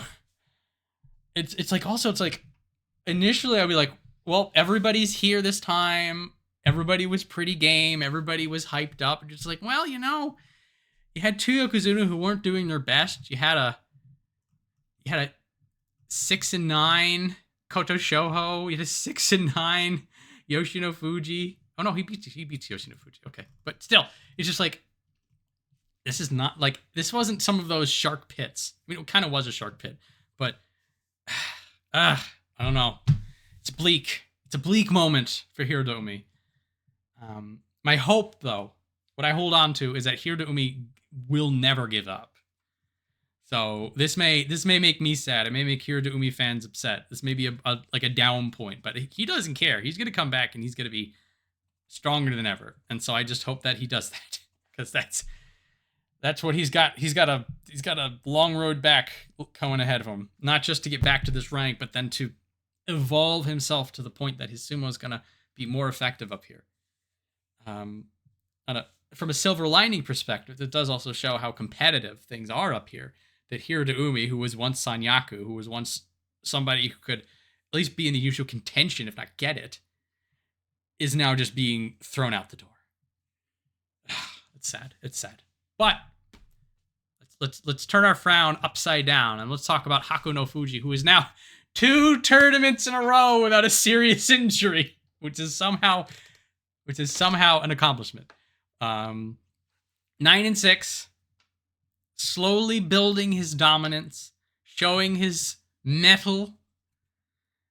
It feels a little weird because he gets Onosato when Onosato isn't actually a Yokozuna and not one of the I'm immediately pulling. Because, like, if he had Onosato on the right day, he would have beaten Onosato full stop, not even a problem. But he gets an Onosato who's just like, no, I gotta win today. I woke up and I remembered how to do sumo. I was like, Of course, Hakunofuji gets that Onosato. But 9-6 tells you that it doesn't really affect him. Huge grapple wins against both Hoshoryu and Kotozakura were very pivotal moments. Like, that was him in his element, fighting his sumo, and then looking good doing it. And so this loss against Takayasu, and it's a loss, but Takayasu has that kind of a way that there are certain wrestlers that will bring out the best in each other. Like whenever Takayasu fights Asanoyama, or when he fights Shodai, some of the old guard, like it sort of elevates, and that Takayasu puts in a really like I used to be a Ozeki performance. Hakunofuji had that kind of energy in that match, that he was like on Takayasu's level. He was outdone by Takayasu in the end, but like there was a sensation while I was watching that fight. I look at Hakunofuji and I'm like, you're going places. I mean, now he's definitely going places. As I said before, he's probably going right into Sanyaku, which is going to be great. But it looks like things are coming together for him. So an X factor, and I haven't really brought this up yet, is so for everybody else, we talk about how like here's the 9 people in Sanyaku that you got to fight. For Hakunofuji, there's 2 people he didn't have to fight. He didn't have to fight Atamifuji, and he didn't have to fight Yoshinofuji. So by the nature of having stablemates in the Sanyaku, he gets a slightly easier schedule, which was an interesting X factor to this. And why this is also fascinating is that Hakunofuji and Yoshinofuji are sort of going to change hands in that perspective. So then when Yoshinofuji is down in the meat grinder, he only needs to fight 7 of the 9 people in the top. And so not only is it just good to see these people as individual wrestlers, Atamifuji, Yoshinofuji, Hakunofuji, we're also seeing Terunofuji and Nishikifuji coming up and looking really, really good. When we get into Juryo, there's going to be some more Fujis joining us. Like we have the Fuji wave coming. Like not only are they individually good as wrestlers and fun to do, but now there's this larger sort of X factor of you have all these people in the same stable around the same rank who will then be able to not only sort of deflect matches, but then like feed off of each other. Now we always mention like the brother factor, the stable factor, about how this is one of those things that, you know, Hakunofuji gets a win off of Hoshoryu, and then he can go over to Atamifuji and be like, you should try doing this. It worked for me. It's one of those things, and for Hakunofuji, it's working in his favor. And it's good to see him up here and good to see him in the best. More to come for him. He will be staring the Sanyaku curse dead in the face if they don't shut the door on his face in Sanyaku. We'll get into that later. I'm pretty sure they're going to give it to him. And it's for a long time we've been waiting for him to get up here in rank. He's finally here. And so September is going to be very interesting for him because now he's got the curse to deal with. So well done, Hakunofuji. Bright futures to come definitely for him. Daieisho. Oh my goodness. One of the what I'll call the smaller joys of July has been Daieisho. So good news, bad news, good news. Good news, Daieisho Kachikoshi and like 10-5 looking damn good doing it. Bad news, he's no longer M4. Better news, he's back in Sanyaku. Unless they want to have Kotoeiho pole vault him, which I really don't see them doing. Daieisho is going to be Kamasubi come September, and that I never thought I'd see it again. I'm just beside myself. Oh my goodness. And the way he fought, particularly these last few days over here, just power, just ends the tournament so strongly. And he has been doing this, I don't have as much power fighting, but like at the end of the tournament, then he had the power as well. I'm like, damn, I feel like he just fell into a time machine. Particularly like the Kotoshoho, the Yoshinofuji, like these last 2 days, he was ripping. Oh my goodness, so much power. So, but the first week, for most of this, he was doing what he's been doing great for the last like 6-9 months, which is fighting on sumo sense, on technique, on timing. Lots of reversal parries. This Atamifuji win was huge. Atamifuji had him going back. Daieisho read the movement with his third eye and gets the parry, and Atamifuji goes out. And as like I was mentioning before, like it was that him and Takanosho, like it's that veteran sixth sense that they were able to, even an Atamifuji who becomes a Yusho contestant, they're able to find the angles on him. And that's that level of sumo talent that will not fade with age, that will only get better, and Daieisho has it. Seeing the last day, the impact of Daieisho thrashing Yoshinofuji was absolutely terrifying, and I loved it. And I had mentioned when I was talking about Kotoshoho, like he gets Kotoshoho up against the ropes and he just windmill Oshi smashes him out. I'm like, damn, I miss this. I miss this badly. And now we have it. And now Daieisho will be touching Sanyaku again. I don't expect it to go too well for him in September, but I also don't care because just seeing his name in Kamasubi is going to be beautiful. And Daieisho earned every minute of it, and he's just a treat to watch. And I'm going to love him for as long as we have him. And I'm going to possibly openly cry when he falls off of the Banzuke. But that's not going to be for years. We're going to have him forever. It's going to be great. Absolutely in denial about age at all. It's not going to happen. It doesn't matter. Daieisho, bless you. You're great. You're beautiful. Ichiyamamoto. 6-9, Nagashira 4 West. He was like a half step off the pace. He was just like a hair not as good as he used to be. And this is like, it's one of those just like ambient factors. It's just like, maybe he doesn't like the heat. Maybe he wasn't able to train as well. Maybe there's just like, I don't know. Maybe he didn't have just, his breakfast wasn't good. Like, I feel like it was that menial, that trivial kind of a factor that had got him the 6-9 rather than 9-6, rather than the 8-7. So, because a lot of his power, when he beats Ura, Oshoma, Shodai, Churanoumi, all of it going forward, on brand, push, power, everything that you want to see out of him.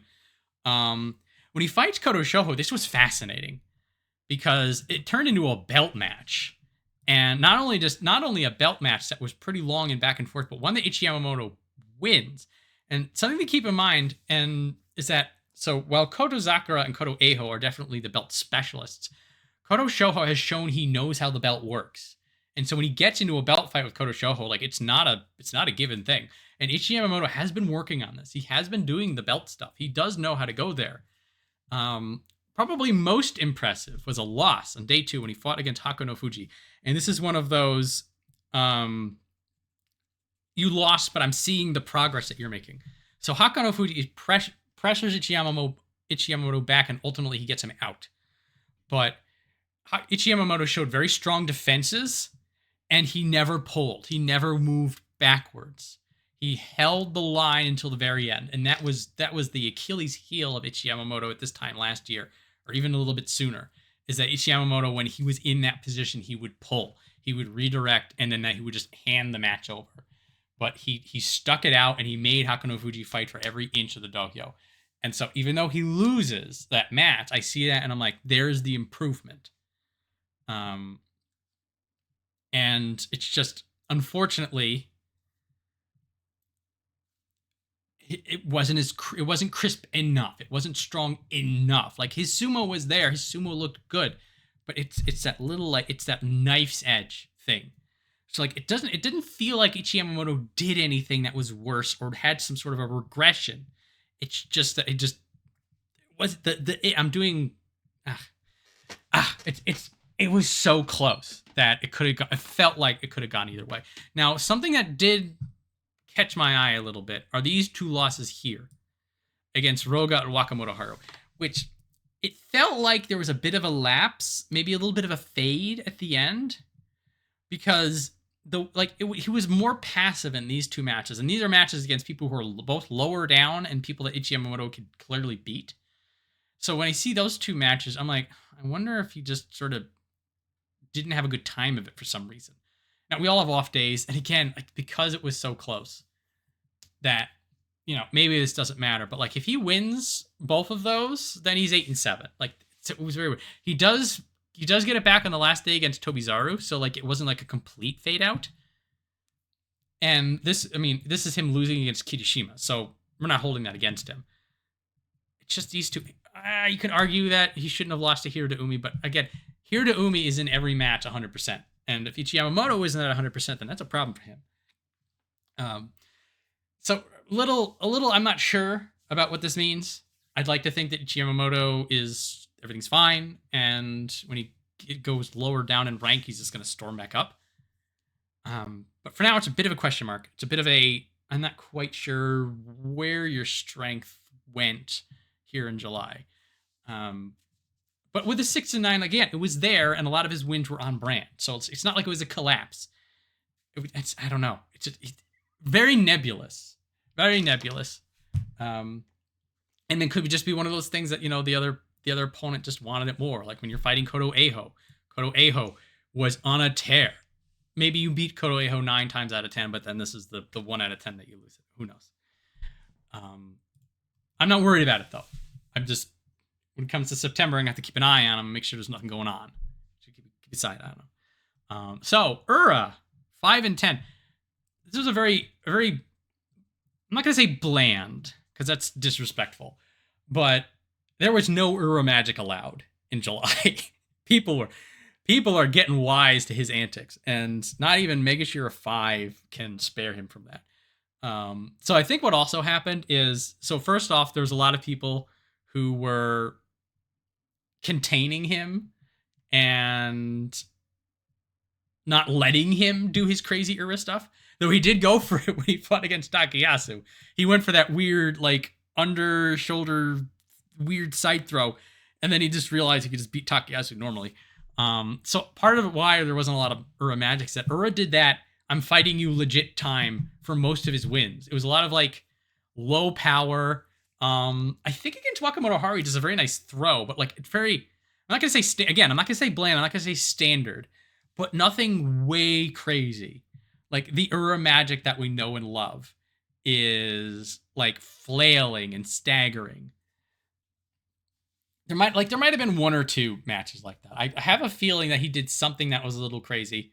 But like it wasn't every day. And typically like he really gets that going on when he's winning, and a lot of his wins are the very straightforward, effective, powerful, and sometimes terrifying low blasts out. Now this is what happens when Ura gets a little bit too high, is that there's enough people that know not to let Ura do Ura sumo. So they shut that down. They throw the lever. And what that just means is that Ura needs to be a little bit lower down in the Banzuke before he's doing the crazy throws and the pivoting and the cartwheels and whatever else he wants to do. Thankfully, the tournament had more than enough going on that an Ura off tournament wasn't that big of a deal. But it's always, you always want more Ura. You always want more Ura. There was not a lot of Ura in July. A weird down point. Some of the losses, like against Roga and Abi, part of me is concerned. Now, for Abi in particular, Abi knows about Ura. So even though Abi's all the way down there and Abi's having his own trouble, I'm just like, he knows the deal with Ura. But some of these matches I'm looking at and I'm like, I don't know, maybe Ura could have done a little bit more magic there. But we just gotta let it go. No, not a lot of Ura magic. Maybe this means September is gonna be full of Ura magic. That's what I'd like to think. That's what I'm hoping. Have hands together in prayer for more Ura in September. Not so much in July. It's fine. I mean, it's not. I'm shaking my thought away with my hand. So Oshoma, 5 West, 7 and 8. Oshoma is just hitting his head against the ceiling here, and he has found the limit of his skill, and it is M5, M6, M4. Like he cannot get higher than this. So his pressure sumo, his redirect sumo, like almost every single win that he got was on that sumo of controlling the opponent's movements, which is it's technically really fascinating when he's able to get it to work. And like when it works, when it looks nice, you're just like, well, how'd you do that? So like there's a lot of maintaining distance, controlling angles, finding movements, going inside, creating unbalances, pushing people out. Like Oshoma was doing all of that stuff, and that's how he got most of his wins. The problem is when you get this high up, his ability to impose his will against his opponents becomes limited, because he's fighting people who understand how the distance works the same way that Oshoma does. And this is the big problem. Like Oshoma has really good like body angle management and stuff like that. And that's his brand. But up here, it's like a lot of people have that. And something that was sort of like a decisive, I guess this is what's going on. When he fights Takayasu and he fights Fujiseiun, both of them beat Oshoma at his own game. They find Oshoma's angles. They find his weaknesses and they exploit it. And Oshoma gets pulled off balance and thrown off.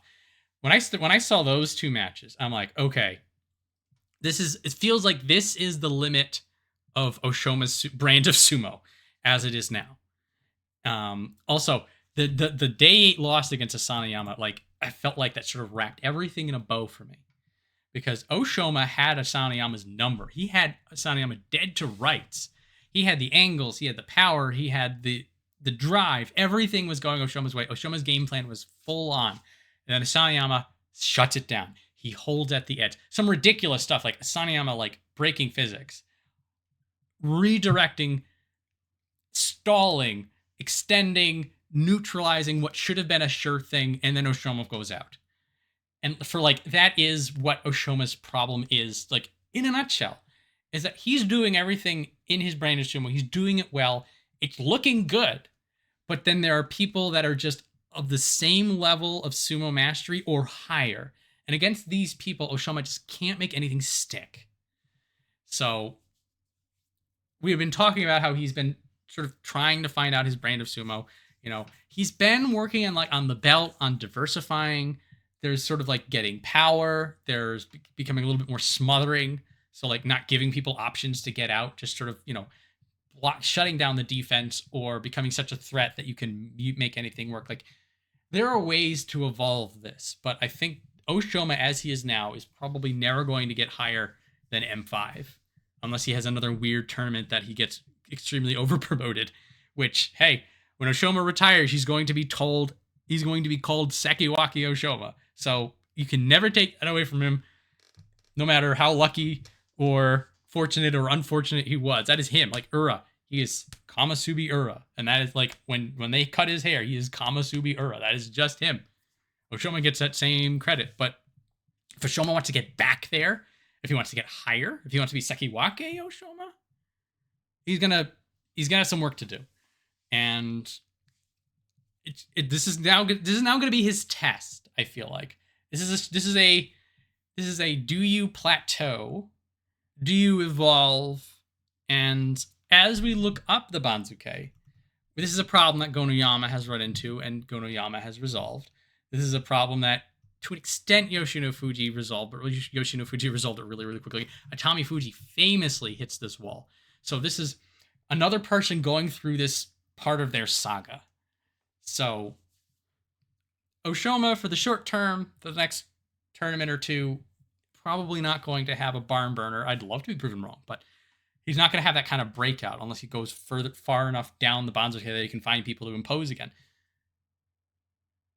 But yeah, we'll see what happens in January, what happens in March, what happens in July next year. There could be some interesting things in Oshoma's future if he's able to overcome this obstacle.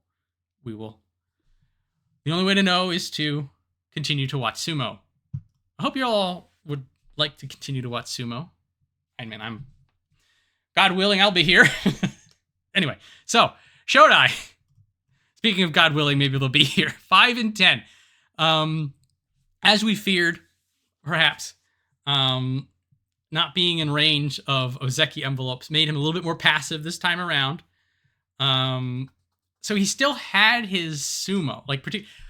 I was almost shocked on the final day when he was 4 and 10 and then just decides to do high-level sumo against Daieisho all the way at the bottom. Like, this was like the peak time for Shodai to check out, because Daieisho needs the win. Daieisho will be fighting out of his mind if he wants to stay in the top division, and Shodai could care less. But Shodai is just like, I want to win today. This is the Shodai thing. He just wakes up. He's like, I don't want to have a 7-loss streak. I want to end the tournament on a win. I want to feel a little bit good about myself. So he just reverses Daieisho in a move that was effortless for Shodai, and out he goes. And I think, although, when he fights Takayasu, I think I'd mentioned this before, the Shodai Takayasu match was like a time machine. Like, back when both of these guys were elite, I'm like, oh wow, this is a real match. And now and again, Shodai will rise to this occasion. He will decide, I want to fight today. I want this to be a good one. Shodai didn't fight Asanoyama, but I think if he did, that would have been that kind of a match too. He didn't fight Mitakeumi, which is unfortunate because I don't think he'll be able to fight Mitakeumi anymore. But in any case, Shodai is as Shodai does. Sometimes he cares, sometimes he doesn't. When he does care, his sumo is pretty decent. But sometimes he's just blasted out. Sometimes he does the Eeyore look, even though he didn't help at all. So I think the funniest thing he did, when he fought, where is it? Fujiryoga. Or you hear this one. It's still fresh in my mind. So this is a match that he decided he wanted to win. So he engages Fujiryoga. He does a pretty slick parry stagger. So Fujiryoga is sideways, off balance in front of Shodai. And then Shodai does this like half-hearted, like half push forward with his belly into Fujiryoga, which doesn't move Fujiryoga at all. And then Shodai like looks stunned as if he forgot how to do sumo in the middle of the match. Fujiryoga gets up and the fight continues. And then Shodai has to be like, all right, winning. I'll throw you now. It was just this weird, like, flaily, half-hearted hit that he does. It's so Shodai. It is so Shodai that like he doesn't just blast forward, which was presented to him on a silver platter, which he gave himself. Like, he made his own platter and he put Fujiryoga on it, and then he handed the platter to himself, and then he screws it up again. It is so weird. Shodai is a bizarre creature. And then he wins again. And then he just decides to win. Okay, fine. Fine, Shodai, be weird and beautiful. And as we had mentioned before, he has passed the torch to his apprentice Oho for being weird and passive.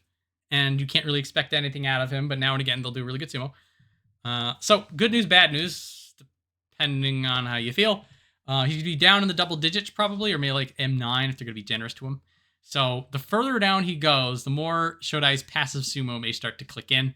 So he'll start winning again, or maybe he'll start doing some interesting things.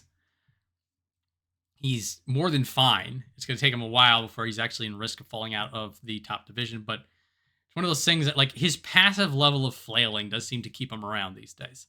I'm mentioning this on the mind because Mitakeumi is on the way down, and Shodai and Mitakeumi's fates have been bound together ever since they've been Ozeki, which is weird because, like, when Mitakeumi and Shodai, they basically, like, they fell out of Ozeki together, and then they go down together, and then they go up together. There is an invisible thread connecting the two, and so part of me is now wondering, now that Mitakeumi is gone, is Shodai also going to start to fade into the distance? I hope not. I want Shodai to baffle and confuse people for as long as possible. But, well, a weird, I don't even want to call it an X factor, a factor of the fates, perhaps, to consider for the long term. Again, he'll be here in September. He'll probably be here in November, unless there's a complete and utter collapse, which I don't think Shodai doesn't do complete and utter collapses. He does these kinds of collapses that it's just like he wins enough so that it's not a disaster. But in any case, thank you, Shodai, for whatever the hell you did this tournament. Sure. Next up, Fujiseiun. So 7-8 holds, well, Makakoshi, who probably is going to do another hold, just the way that things are these days. I still am, but I was super on the Fujiseiun hype train when he just skyrocketed up. And in particular, when he held, go over. So he comes into the top division, gets this 10-5, this fighting spirit. He skyrockets up to M6. And I'm like, he's going to get slapped down. Then he gets a 7-8. And I'm like, oh, you got a 7-8? You must have a, like, I was expecting like a pole vaulting. And then he gets another 7-8. So now I'm wondering if Fujiseiun just like found the spot in his Banzuke in record time. Like, there's just like Fujiseiun, the career M6 West person, just got there immediately. And now he's holding on. Because it feels like this is just like exactly where his level of sumo is, which is impressive for somebody who's been here for 3 tournaments. You're just, oh, you're M6 material. So his grappling and pressure and just sumo sense is really, really good. Still really is good. Where's the Koto? Yeah, day 1 he gets Kotoeiho and he gets Kotoeiho down. You wouldn't know how important that was on day 1. Now, what's also interesting is that he's able to do well on drives against people who drive. So the Ichiyamamoto and Ura fights, he gets them going backwards. And so that's that kind of that diversity that Fujiseiun has, which is interesting. So there's Fujiseiun also, he's not fully online. He's still learning, he's still growing. Because he will have these lapse losses. Like now and again, there's going to be a loss that you're just like, I don't know if you would have lost that other days. The Roga fight in particular, he sort of lets Roga get back into the fight. And now, all props to Roga, with strong defensive sumo, and he had a grit to him this tournament, which was incredible. Roga really had a turning point in July. But for Fujiseiun, like, that's a match he should be winning. He shouldn't be letting Roga stay on the belt for as long as he did. And it's these sort of like these lapses. Like, all 15 days, Fujiseiun is not at 100%, which there's a whole other side discussion about the fallacy of being at 100% during a sumo tournament, and also in particular when you're crashing into people at full tilt for 2 weeks, what that does to you physically and mentally. Sidestepping all that, just from a rank perspective, from a consistency perspective, I'm going to give Nishikifuji that match too. But like, it's one of those things you sort of just like, that other guy was doing well, but Fujiseiun, for somebody at M6, if you pick these matches up, then you're moving upwards. But for now, Fujiseiun is sort of like, he's M6. He's showing that he has the skills to stay, but he's still working on building up his technique before he can get any higher than this.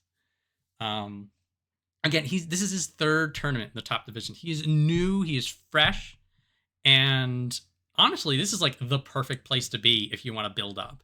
Because at M6, you're going to be fighting really high-level opponents, and there's going to be a lot of pressure on you, but you're just out of range of the absolute bangers in the Sanyaku and the Ozeki and the Yokozuna, who would just thrash him. He's not fighting them yet. So this is like the perfect hyperbolic time chamber for Fujiseiun, which is when I saw him at 7 and 8, I was thinking about the Fujinokawa match. And I'm just like, I wanted both of them to win, which is always awkward. Because I'm like, if Fujinokawa wins, he's 8 and 7, he's in Sanyaku, and that's just a whole new level of hype. I was like, if Fujiseiun wins, then we're going to see him fighting the Sanyaku. And I was sort of thinking this over, and I'm just like, that may be bad for Fujiseiun. Maybe Fujiseiun takes a knee. Does the Shodai look? He's just like, maybe I should win this one. And then just gets another tournament of people he can fight. Not saying I'm making all this stuff up. You all understand how we're about here in 42 Opinions. But in any case, Fujiseiun is proving he is single digit high level material, but he's still evolving it, and he will still be evolving it. Like, he's still showing that high level stuff. He's still showing he's got what it takes. So give him time. He may not be the shooting star that definitely it felt like it was when he was 10 and 5, and then he just pole vaulted him up 10 ranks. But I still have strong hope for Fujiseiun's future. I see him as a Sanyaku once he gets it together and he becomes this terrifying force. Speaking of terrifying forces, Kotoeiho, the absolute star turn in July for Kotoeiho. Holy moly. We didn't expect this. We loved it. He's one of the big surprises. And he has evolved. So when he shows up before, he pops his head into the top division last year. And it's 6 and 9. They throw him out. They're like, you're not ready. Go back in the oven. And we're like, okay, this happens. Everything's fine. And then he comes back, and it's just like he barely does well. And we're like, okay, welcome. You got your Kachikoshi in the top division. You're good to go. And then he does a little bit better the next tournament. And that gets him here. And we're just like, oh, okay, here we go. The competition's going to get a little bit higher, so don't worry if things don't work. And then the steam engine turns on. And here comes Kotoeiho beating everyone until the end. But, the special prize winner and looked damn good. They had to throw him at the Sanyaku to get him back in line. And he gave Atamifuji a fight. Like, he did. I mean, it was they showed him the door, but like they didn't just embarrass him and throw him out. It was really good fights. And that it's that power, that balance. And I mean, he does the super high shiko, which is a cool cool, fun thing, and it's good to know that somebody's gonna be doing that when Abi goes. But like that really sort of underscores like the flexibility, the athleticism, the way he can move, and that has been his power. And particularly beating Takayasu. This was a good Takayasu tournament. 11-4 Takayasu, and you get a win off of this guy. That is fighting a guy who's almost Ozeki level. Very impressive. The Ichiyamamoto fight. Ichiyamamoto goes into Kotoeiho full bore. Kotoeiho absorbs it, goes low, and then drives Ichiyamamoto out. For smaller guys, if you can see people handling power like that, that means you're going higher. And also when he's able to fight Fujiryoga and he's able to fight Takerufuji, really, really strong people, and he's able to handle the power, that's how you know that they're gonna be all right once you get higher up. Oh yes, also the anti-Henka spin defense when he goes and fights Abi, and Abi does a crazy Henka, everybody spins out, but Kotoeiho's balance is better, and so he stays up and Abi goes down. So, definitely a star-making performance in July. Had eyes on the Yusho tournament. I was in the back of my mind, because I was thinking back when Kotoshoho won, and there was the famous, hilarious picture of Kotoshoho in the limo, and then Kotozakura holding the flag with that 1,000-yard stare. And I still, whenever I need a laugh, I just close my eyes and I think of that look. It's just hilarious. Oh my goodness! But we were talking back when Kotoshoho won. We're just like, wouldn't it be great if they put Kotoeiho in the limo instead? And so the joke was Kotoeiho will be in the limo in the next one. And like around right here when he was 9-1. I was thinking about that. I'm just like, maybe Kotoeiho will be in the limo next time. And I was wondering if they would put Kotoshoho holding the flag or if they'd make Kotozakura do it again. But all a moot point. It's all conjecture now. Until Kotoeiho or Kotoshoho actually win it again, which may happen in our future. I feel like the future is extremely bright for Kotoeiho. But he is going to be facing Murderer's Row in September. Also, he's going to be higher ranked than his brother, which is going to make a very interesting dynamic. And all of that is going to make the Koto stable a very fascinating watch come September. But man, super well done, Kotoeiho. Well-deserved special prize. I feel like now he's going to be somebody everybody's going to be watching. Like, already halfway through the tournament, everybody's just like, wait, Kotoeiho, we gotta watch. We got to that point. So, very exciting future for this young lad, I think. And he really, we're like, let's see where this hype train goes. Let's find out. So, Takayasu, as we hoped, rebounds with a vengeance, gets a special prize out of his trouble, as we'd hoped. 11-4, so good. Signature power, pressure, smothering. So, all that stuff that we love seeing out of Takayasu, it was there in spades. The last day against Asanoyama, these two always bring the best out of each other. Like I said, even the Shodai match, Shodai was elevated.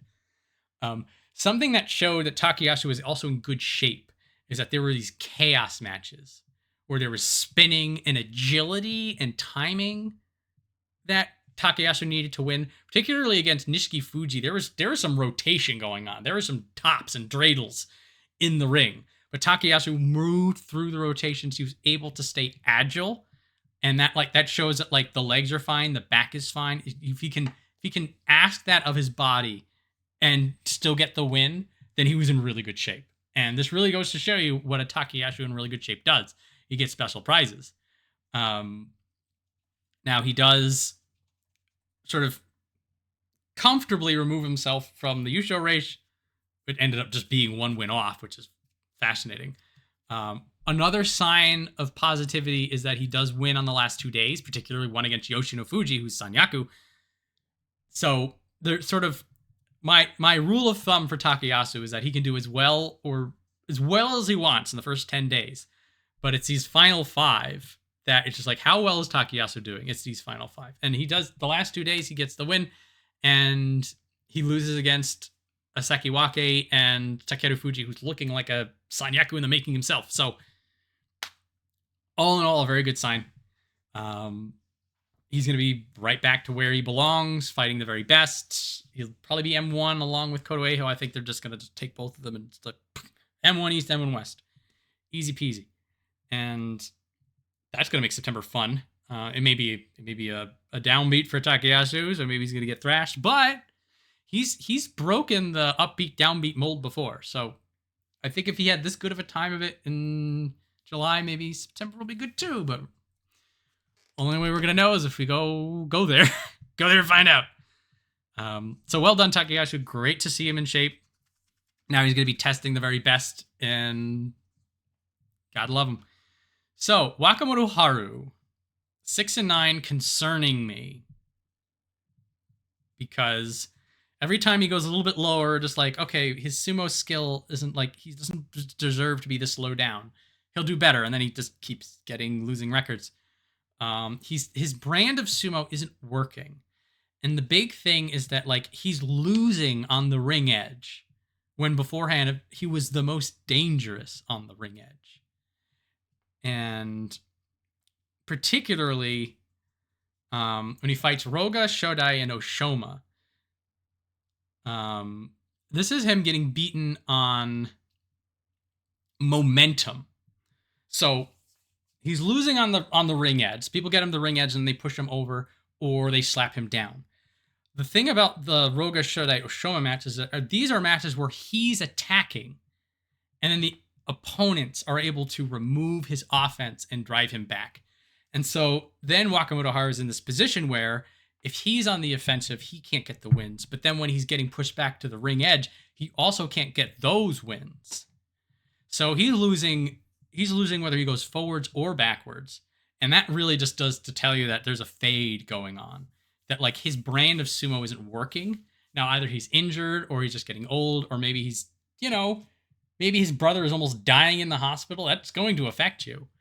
So I'm getting a little concerned. He's going to be in double digits next tournament, probably. Maybe they'll I don't think they'll grant him like an M9, but I think September is going to be a real make or break in terms of whether or not he's going to be able to rebound and at least get back into being like a middle tier top division guy. So he's still winning on timing. He got 6 wins. It's not like he got thrashed. And he's doing good stuff on like Oshi timing. So his reflexes, his sumo sense is still there. It's just when it comes to some of the more execution techniques, there's something missing that used to be there, and that thing that's missing is what got him onto doing Ozeki runs. So jury's out on him. I'm officially starting to be a little bit more worried that he's not going to be able to come back up from this. Now we can have a veteran resurgence. He can pull a Takanosho, and he's just like, no, I just needed some time, and I'll back up he goes. Maybe this is the end. I don't know. He's getting up there. We're getting to the point where we're having these conversations, which is, you never like having these conversations, but here we are. This too is sumo. So from a 6 and 9 to a 9 and 6, Roga. Oh my goodness, this is like the best Roga we've seen. He was stoic, strong on grappling. This 6-win run right here, he ascended. He evolved directly in front of us. And so the last day, so he does beat Shishi on the last day. Shishi had returned to being a normal person on the last day, which I'm not going to take that away from Roga because Shishi was 10 and 4 going into that. And that's a lot of pressure. But here against Asakura really showcased Roga's grit, his power, and there is this mentality that Roga has. I think he will keep moving forward until he can't. So when he's fighting Asakura, he gets the grip on the belt. Asakura, being Asakura, moves laterally, goes into a Kotonage arm lock throw. Roga just stuffs it with his elbow and an iron grip on the belt. So he holds on through what must be a very painful throw from a very strong Asakura. And as a result of holding the line, He then reverses position and throws Asanoyama out, and then does the shoulder rotate elbow hinge test afterwards, so you could tell that hurt. So this, for me, this really showcased the kind of grit that Roga had going on. And he also beats Fujiseiun, as I mentioned before. So for Fujiseiun, he should have won that, but Roga really, he stuck to Fujiseiun. He dragged that match out. He made the win happen. And I feel like a Roga from 6 months ago may not have been able to accomplish that. He beats Wakamotoharu on the belt. Now, Wakamotoharu not really able to get his brand of sumo, but if Wakamotoharu has the belt, you're in trouble. Roga didn't care. Say you want about Shodai, and we certainly have, but he beat Shodai on the belt. And even though Onokatsu was on one foot this tournament, Onokatsu is somebody who would be able to beat Roga at his own game, and Roga won. So there are some very important wins that he gets. And so, also, in terms of the losses, who does he lose to? Asanoyama. That's fine. Asanoyama was fighting out of his mind. Asanoyama is somebody who probably belongs in the top 5 at this point in terms of his skills. Takayasu. Okay, this guy, 11-4. Former Ozeki, knows the belt. Okay, that's fine. Kotoeiho. We just got finished talking about him. So some of Roga's losses on the belt were sort of like you're not going to win to that guy at your level. It still makes some good fights. So, like, his wins are being impressive, and the losses he's running into are people who probably he shouldn't be fighting at his level. Now, what's going to be interesting is that he's going to be fighting all these people again in September, which is good news, bad news for Roga, because if Roga keeps getting beaten by Takayasu and Kotoeiho and Asanoyama, well, there's a problem. But at the same time, he's getting wins now that he was losing before. And that is going to give him a Kachikoshi at his career highest rank. He's going to get a new career highest rank in September, which is going to be exciting and or terrifying for Roga. I do feel, again, this I cannot understate how awesome this 7-1 stretch was for Roga, and he blossomed into this beautiful, terrifying sumo machine in the second week. It was so good to watch. Good to be a Roga fan in July. I'll tell you that much. I will tell you that much. So, next up we have Fujiryoga, 10-5, coming into his own. He had a shaky start. He righted the ship, and now the ship is going. The ship has sailed towards let's kick some ass. So he is showing really strong defensive sumo. He's using his size and his power to just survive everything his opponents do, and then continuing to pressure forward. He's sort of an Oshi version of Atamifuji, at least on this stage. And that where Atamifuji will just smother and pressure with the belt grip, Fujiryoga does Oshi. He does pushes and pressures. There was the Fujiryoga versus Kazuma match, which was just a stand and deliver, and Fujiryoga had the better of it. Now, Kazuma had his own problems this tournament, but Kazuma was like, it was almost like this weird mirror match, because they're both big, young, healthy, strong, aggressive fighters, and Fujiryoga gets the better of them, sort of showcasing, I've got this. There is a level of technique which is hidden for Fujiryoga. Like, there is a level of mastery here that you can't really see. And it's subtle, but it's powerful. And like, that's really, I feel like, the differential here. Cause like, you're sort of looking at him and just like, oh yeah, he's just big and he defends and he just pushes people out after they tire themselves out. Like, there's more to it than that. So when he fights Nishiki Fuji had a really good time of it. Also 10-5, if I remember correctly. Yeah. There's a good day to be a Fuji fan, by the way. If you're a Segahama boy, you are partying in the streets. 2 bottles of champagne. You don't have time for one. So when he fights Nishiki Fuji is being strong. He's aggressive, making his presence felt. He gets Fujiryoga back to the ropes, and Fujiryoga is holding the line. Fujiryoga does a forward push that creates a framing. So he has Nishiki Fuji at arm's length. So there's still contact, but he creates a small amount of distance. And with that distance created, he then lets the pulls the frame away and moves laterally at the same time. This causes Nishifuji to go forward, but Fujiryoga is getting out of Nishifuji's way. This gives Fujiryoga the advantage and then the reversal victory. And when you're watching it in real time, it just looks like Fujiryoga's pushing him, and then he just magically just gets out of the way and slaps him down. But that was a premeditated attack on the ropes with a strong and aggressive wrestler pushing up against him. So in that moment, he finds the strategy to again, create distance, move with the distance created, create the opening, get the win. Like it took me a few watches to understand what happened, but then when I saw what was going on there, that this is a tactical mind as well as just good defenses and strong Oshi, I'm like, okay, now this 10-5 makes a lot of sense. Now this isn't just a guy who hit good, like if you just watch an Oshoma, an Onosato match or an Oshoma match for that matter, like. Well, it works for both of them, but like if you see an Onosato match, you're just like, oh, big guy go forward. You're just like, okay, that's what it looks like, but there's a lot going on with what's happening here. Not saying that Fujiryoga's on that Yokozuna level, but like when you see that complexity, when you see that there's this level of mastery of the craft, you're like, okay, this guy's going places. This isn't a fluke. I mean, if we're looking at it right now, he's back to back kicking butt. Look at it, 10-5, 10-5. He's definitely going places. But now, like, this is why. So I'm really hoping Fujiryoga like pole vaults up. I'm wondering where his ceiling's going to be. Like, he's going to be starting to fight the very, very best. Those are going to be some fun matches, I think. Now, he may not get the better of it, but like, how are you going to do against Kotoshoho? How are you going to do against, Gonoyama? How are you going to do against Atamifuji, who's like a functional mirror match of his own? There's going to be some exciting stuff in Fujiryoga's future. And get on the hype train now while you can. 2 tournaments make the pattern, and a back-to-back 10-5 is a pretty good pattern.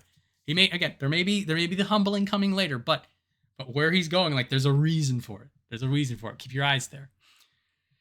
Tobizaru.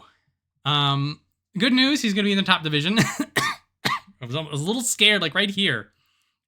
When he was 3-8, I'm like, you may lose out. But then he gets to these 5 wins are crucial because now he's going to be lower down. Fades again. He has he got his leg kick off against Asahakiryu. Probably the cleanest leg kick win we will see. Like, they need to clip this, and then whenever you have like the explanation of how Kimarite works, the win against Asahakiryu is how you do that match. It was in the lean. He does the leg kick. Asahakiryu's balance goes, and then Tobizaru just collects the win. He did try a couple of other leg kicks that weren't nearly as successful, but like there was that one match, and I was like, oh, that was so good. And he's winning on pressure, and not really able to do that all the time because he's a little bit too high up. He's a veteran. He's fading. The Wakanosho fight in particular, were like he was doing the pressure game against Wakanosho, but Wakanosho, he's younger, he's grittier, he's hungrier, so Tobizaru isn't really able to make his brand of sumo stick. Also, then you have people like Takayasu and Oshoma, who know, well, ever since Tobizaru took the Yusho away from Takayasu, I feel like, did some research. And ever since then, Takayasu has fought Tobizaru very deliberately and effectively. And he keeps Tobizaru at arm's length. He shuts down Tobizaru. There are a few matches where Tobizaru was simply not allowed to participate because his opponent kept him contained, pressured him back and out, and then just exploited the fact that Tobizaru isn't as strong or as mobile as he once was. I am thinking Tobizaru just doesn't belong at M9 or higher these days, that he needs to be in the veteran zone, nice, comfortable M12, M13. Because he bounced back so decisively in May, I'm not too worried about this yet. If he has another struggle about it in September, then maybe we'll be losing him. But for now, it's sort of okay, M9, just probably a little bit too much. Let's bring you back down a little bit lower so that you can really start doing things. That's the hope for now. All right, Asanoyama. Oh, this is a bit of a roller coaster too. These 4 losses near the end are a little rough, but these 8 wins here, this 8-2, I was cheering. I was so happy for Asanoyama, the tournament we were hoping for. So this is 8-2. That is a decisive Kachikoshi. This is my sumo. I'm here to stay kind of a Kachikoshi. So these 2 matches here did sort of underscore early on, and then once we got over on the other side of the tournament, like sort of just helped to reinforce. There's going to be a limit to how high Asanoyama can go. Because if you're young enough and you're strong enough and you can drag Asanoyama into deep waters, he can't live in there. At least not like he used to. You can outlast him. You can beat him on endurance. You can beat him on just raw power. For everyone else, you're going to get the Asanoyama style smothering grappling that just shuts down offense, just uproots defense, and just escorts somebody out of the ring. So he's another somebody who gets an important win off of Fujiseiun, and then wins versus Daieisho and Onokatsu, and to an extent, Mitakeumi is really showing that grappling pecking order. Like, he takes these people and he dismantles them. So Asanoyama is saying, I am not on your level, get out of my ring. And out they go. And if you're an Asanoyama fan, you love seeing that, because that is the stuff that got him to Ozeki years and years ago. So the match against Abi. So while I did say that, like, you can break him down, you can weather the storm, Asanoyama's defenses are crazy. Like we'd mentioned before, against Oshoma was going full bore into him, had him on the ropes. Asanoyama digs deep and says, I'm not going to let you. I'm going to hold on for dear life, and he does, and he finds the way to win. When he goes and fights Abi has this brutal Nodowa right on him. Asanoyama walks forward onto the Nodowa. He's just like, no, I'm going to keep going forward. His throat's getting crushed. He's like, I don't care. I'm getting this win. So Asanoyama still has the strong defenses. He has the grit. He is going to hang in there. And he's going to get these wins. And that's what we saw. Now, at the very end, we see Takerufuji sort of the strength, the power weathering down. Kotoeiho just on another level this tournament. This was a good match. The final match against Takayasu, there was a loose belt. It got drawn out a little bit, but it was still some elite level grappling that we saw. And this was Shishi possessed by the spirits of sumo, so that's just a weird one. So the end result was a 9-6, not a double digit, not a special prize. Like when it was 8-2, I was high. I was high on hope. So 9-6 bringing us back down to earth a little bit, but once you break through those double digits on the Mega Shiro, like we're seeing with Tobizaru, we're seeing with a lot of other veterans before, that there is a layer between M10 and M9 where as soon as you cross that threshold, a lot of things change. And now that Asanoyama is going to be on that side of the threshold, we're going to see some really good matches out of him come in September. Something to look forward to. And so September, and then probably by November, we're going to start to get a feeling about where Asanoyama's ceiling is. Like, we want him to be back at Ozeki. I'm not feeling that's realistic. So it's like, where will we put him? And if he keeps going, will he be able to get back to Ozeki? Can he get to Sanyaku? Can he get to the top 5? There are some answers now that he's sort of building back up and he's not getting these damn injuries that we can see for as long as we have them. So look forward to Asanoyama in September. We're going to start to get some answers. I will say to prepare yourself for the worst in case he gets thrashed a bit. That's a reality. I think Asanoyama is just too good for it to be a humbling, but we're going to get that answer in September one way or the other. So, next up, Chiyoshoma, 5-10, a little rough. Thankfully, he gets these final matches, these Oshoma and Daieisho wins that keeps him in the top division. So the Chiyoshoma story is almost always the same. He always does his sumo. He has his lateral movements, his bag of tricks, all the stuff that he does. It's just whether or not his opponents are on the level of skill that they can handle it. And at M10, it looks like they were. The match against Asahakiryu in particular was sort of a kitchen sink match where Chiyoshoma tries absolutely everything against Asahakiryu. None of it sticks. And then Asahakiryu basically just waits him out until Chiyoshoma's tired, and then he gets the win.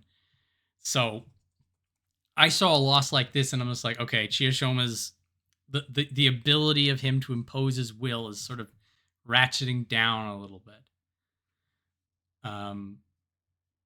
Now, he does get a fun rematch against Fujiryoga that he has some nice fun agility, and they sort of both throw each other at the same time, which looked weird. He gets smoked in the redo, which is a little unfortunate. But, like, there are these, like, you get to see his sumo scattered about the tournament, and it's all there. It's just whether or not he can keep it. He does win on the marathon. There was a lean marathon against Kazuma. And so it's good to see that, like, he still has the endurance. He still has the ability to go into the deep waters. That was sort of one of his tricks. Like, so it's like all this stuff is still there. His sumo is still there. It's just how much of it he can use and how effective it will be. And oh yes, Roga, Flying Henka, as we hope from Chiyoshoma, on brand, looking great. God bless. So he will win the top division. He'll be M15 when he goes down. So he's still going to be with us. But September may be a bit of a do or die. We will find out in September. But for now, we get him. We get his bag of tricks. As an aside, thank you everybody for your kind words on the Chiyoshoma short. Super glad that it was well received. I guess we'll be doing more. I'll have to talk to Maria about what we want to do next there. But very pleased. I didn't write anything, but I read all the comments. I'm grateful for them. Thank you very much. And now we're gonna go into Sadness Town. Wakanosho. Ugh. Let me tell you, are you the pupil of Takakeisho to have a kind of a setback like this? So 5-2-8. So Wakanosho's signature Oshisumo, like the 5-0, he looked so good. There was power, reflexes, the relentlessness. Like we had mentioned, we were talking about Asanoyama. He weathered Asanoyama down. He kept going, and Asanoyama ran out and then crashed out of the ring. Like Wakanosho was just like, I'm going to grind you into powder. It was powerful and impressive. And Tobizaru, actually, I didn't say this with Tobizaru. This was an impressive fight. This was a back and forth. Maybe I did, but like, there's a few fights here that he just smokes other people, and there are other ones that were like back and forth destruction. And it really showed Wakanosho was just relentless. And it's great. And it was fun to watch. And then he falls fighting Fujiryoga, and he bangs his knee, and they bring the wheelchair out. As soon as I saw the wheelchair, I'm just like, So, yeah, Maria is heartbroken, as you can imagine. So Maria has faith in Minadogawa to handle the injury the right way, considering Takakeisho's own story. But for now, all we can do is wait, and we just hope that his desire grows stronger. It is, the parallels between Wakanosho getting injured and now having to claw his way back out in the same way that Takakeisho did the parallels are uncanny. I am hoping that also includes, as Maria hopes, that he will fight through the injury. He will come back stronger.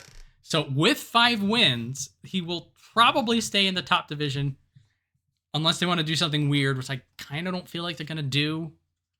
Because, well, again, Wakanosho was just looking so good. He's such a strong 5. But we're only going to know later on, and we just hope that he recovers well. Okay. Well, we have to talk about Mitakeumi, guys. I don't want to. And this really... Okay. We're going to get through this together, all right, guys? You and me.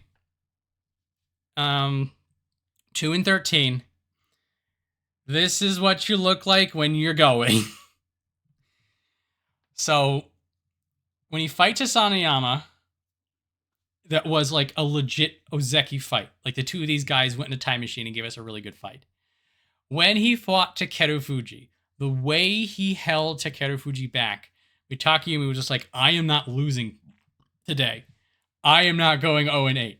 I will get this win. And he poured everything into that defensive hold against Takerufuji and then just broke him back. But the rest of it, oh my goodness. He had, like, his pressure game was sort of there. Like, he'd push forward a little bit on offense. He'd push forward a little bit on defense. And then just everyone would just keep pushing, and out he goes.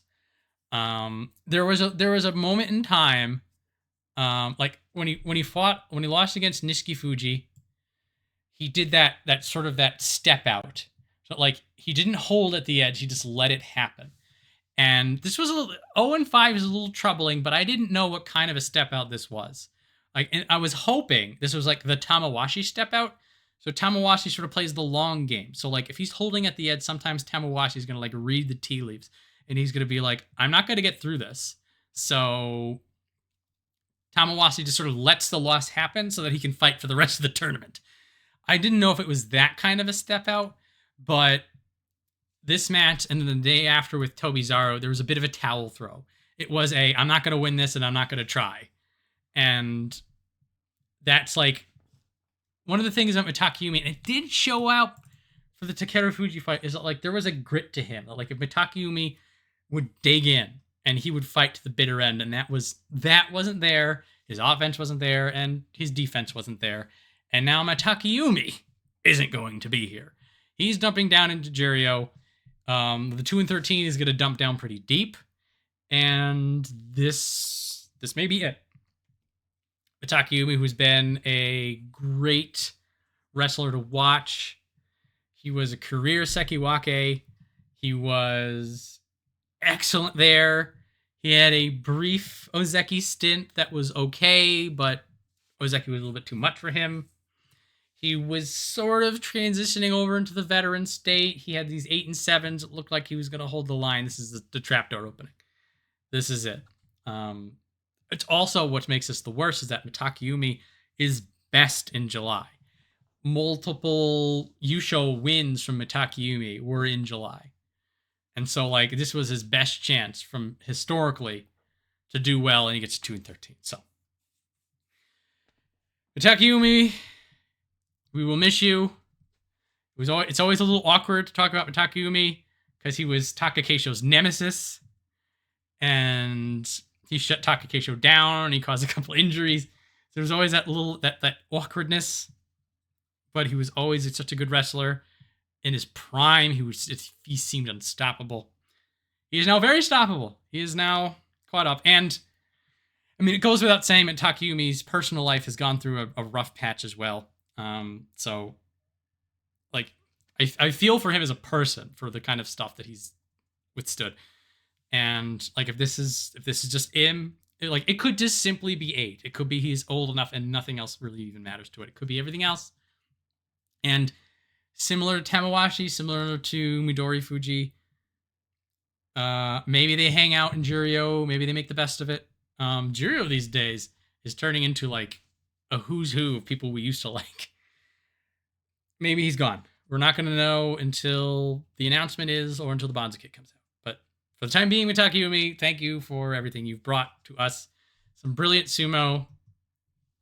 And God bless you. Maybe he got elder stock. Maybe there's a future. Maybe him and Takakeisho will have drinks together as elders. We don't know. Future is unknown. But what is known is it will no longer contain Mitakeumi in the top division. Probably ever again. So, done. We made it. Guys, we got through it together. Asahakiryu, 7 and 8. He pulled this out. Another roller coaster for him. 5 of these 7 wins in the last 6 days. He was really on the struggle. And he's done this before. He's a little bit streaky. So he does some good longer form matches. Like, it does take him a while to set up, and he's able to drag things into deep water. And that's how we got some matches against Chiyoshoma and against Kazuma. There was a big lean fight against Kazuma. Gets this random win against Shishi when Shishi was not fighting like the insane Spirited Sumo like he was. So like he gets Shishi when he's normal, or is able to get the angle on Shishi. I think Shishi did like that weird not Henka against him. I think Shishi just lost his mind. But Asahaku is still showing some grappling. The Gonoyama one, as I'd mentioned, was impressive because of Gonoyama's power, but Gonoyama also went on the belt, which was a weird choice. I'm not taking that away from Asahaku. And Asahaku goes from 2-7 to 7-8, which is like that week 2 rally. Like, he really got it together. The big thing, though, why this wasn't a better score, particularly for somebody who's been this low before and got a winning record, a lot of the power and grit. So, like, he had this, like, real strong man kind of thing that really wasn't being felt against his opponents. Like, he was fighting him sort of with normal strength. And as a result, he had a little bit more of a struggle. And in particular, when he loses against Nishikifuji, he loses against Nishikifuji on power, which, again, Asahaku was usually pretty strong. So getting out-muscled showed that Asahaku probably wasn't all there. This loss against Onokatsu was fascinating because Onokatsu hobbled together. You would think that Asahaku would have the ability to build a sumo faster, but the match got dragged out and Onokatsu found his win. And so maybe Asahaku just didn't have it all together here either. But with a 7-8, he's not going anywhere, and he may be able to hold. Oh, they may demote him in this particular field, but he'll have another chance at it. So it feels like he's still finding his place in the top division, and he still needs a little bit more time to grow into it. He had a nice promotion, he had a nice demotion. Now he's sort of treading water a little bit. Jury's still out. Ultimately, feels like he's earned his place in the top division. It's just where he's going to end up. We have to figure that out. He has to figure that out. He needs to do some inward reflection. And I mean, this is pretty typical of a newer person in the top division who's not this crazy breakout stars like we can have. So keep your eyes on Asahaku for bringing some exciting grappling and figuring it out, or maybe not. Up to him. So Abi. These are so different 7s and 8s. It's wild. Abi's still not at full power, but he had enough power in July. A lot of his wins were blasting people back. And like, he did it enough that we look at it and we're like, okay, we're not losing him. There was a concern that particularly this stretch right here, when he's just this 4 loss streak, I thought the bottom was gonna drop out of it, but he pulls it together. So we're talking about Nishikifuji doing so well. Where is he? Yeah, here. I lost the ability to read. Day 1. This was a very, very powerful, spirited back and forth, and Abi gets the better of it in this exchange, showing that Abi's brand of sumo was still there. His power was still there. It just wasn't able to connect. Abi henkas 3 times, possibly 4. And when he loses the henka against Takerufuji and Kotoeiho, he spins himself out, which was bizarre. It was dramatic against Takerufuji, because Takerufuji, all Takerufuji did was like, he just staggered, and then Abi like gets himself into this weird spiral and falls over. So Takerufuji like won by not being henka'd, and then Abi lost by failing to do a henka correctly, which is weird for Abi because he knows his henkas. And then against Kotoeiho, he also spins himself out, but Kotoeiho had crazy reflexes and like sort of helps Abi along his way. So Abi A is mostly there, but he can't get 8 wins with it. Abi B didn't really do him any favors, and Trickster Abi only got him 1 win. So it looks like Abi's still struggling, still fading, and looks like we're sort of just holding on for dear life, which is upsetting because we like Abi here, but he's just not getting it together. for now, we're going to keep him. And, like, if he keeps getting these 7s and 8s, like, you know, he can, like, sort of hang on the ledge, but he'll need that breakout. He'll need that turnaround to happen for him, or he's just going to fade away. So Abi's getting his way onto the watch list of people we're concerned about, which he's been around a while. He's getting up there in age. It's going to suck when we lose him. I don't wanna, but it may be coming sooner than we hoped, which, again, not what we want to see. So the Fuji train arrives. Nishiki Fuji was knocked down from M9. It was pretty decisive slapdown. We weren't sure if this was Nishiki Fuji can't just be that high up, or if something had happened. He's fine. Rebound successful. Nishiki Fuji has this, like, tiny Churanoumi style. It was in full force. Small power, both with the Oshi and the belt. So he gets wins against Kimbozan, Mitakeumi, and Shishi. Shishi fighting normally, I wrote down. All remarkable because those are, like, really big people who could just shut down Nishiki Fuji by being big, but Nishiki Fuji just overpowered them with strength and technique. And that's what you want to see. The win against Daieisho was impressive because Daieisho was on a tear.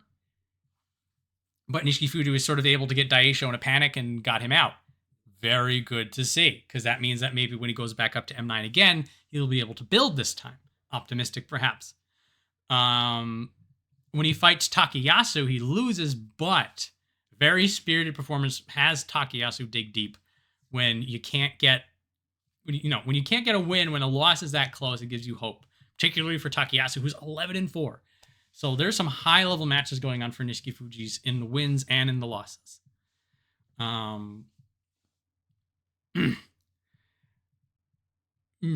Again, because we're ping-ponging here, I have hopes, but it's like, okay, you get down this low, you win, then you get higher up. Now, he got injured here, but it's a bit of a question mark for me. I am hopeful for Nishiki Fuji in September that he builds, that he continues upwards. But I'm not... I'm hopeful, but I'm scared, I guess I'm going to say, for Nishiki Fuji. That I don't know if he gets too high up, he can't impose anymore. Now, the fact that he did win, a lot of his wins were on higher people. Here's Daieisho. Mitakeumi's technically higher ranked, I guess. So, like, there's a couple of wins from people he will be fighting in September. I don't know. I want to believe. I want to believe, but I don't want to be hurt. But for now, a 10-5 is looking very good. If nothing else, Nishiki Fuji is here to stay in the top division. Even if he can't break the double digits, he's looking really good down here. And he can live down here if he can keep fighting like this. So maybe it's not a problem after all. So, everybody... Well, I say everybody. A lot of people were watching him in Juryo, and they sort of watched him evolve in Juryo. But at least for Maria and myself and a lot of people who primarily focused on the top division, the return of Takeru Fuji was a big question mark. And that, he was the hype man, the Undertaker. He was crushing fools. And then the injuries just dump him away, and then he sort of just, like, crashed out. And so now he's coming back, and we're like, who's coming back? It's been a little while. You've been in Juryo long enough for us to think that you aren't just going to take it back by storm. What will you do? How will the top division greet you? What will you bring? Will you be the same? Will it be different? A bit of both, it turns out. He's as strong as ever. His Tachiai is as dangerous as ever. But we're seeing a change from smashing people out on the Oshi to hitting hard and then transitioning over to the belt to finish the job.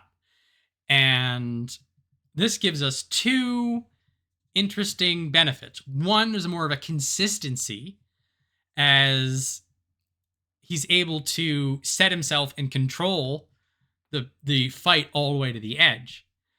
And he's also showing, as a result of the changes, improved footwork, which was a lot of his problems and sort of the spitting out, and could be a result of him fighting in a little more controlled way as a way of managing injuries.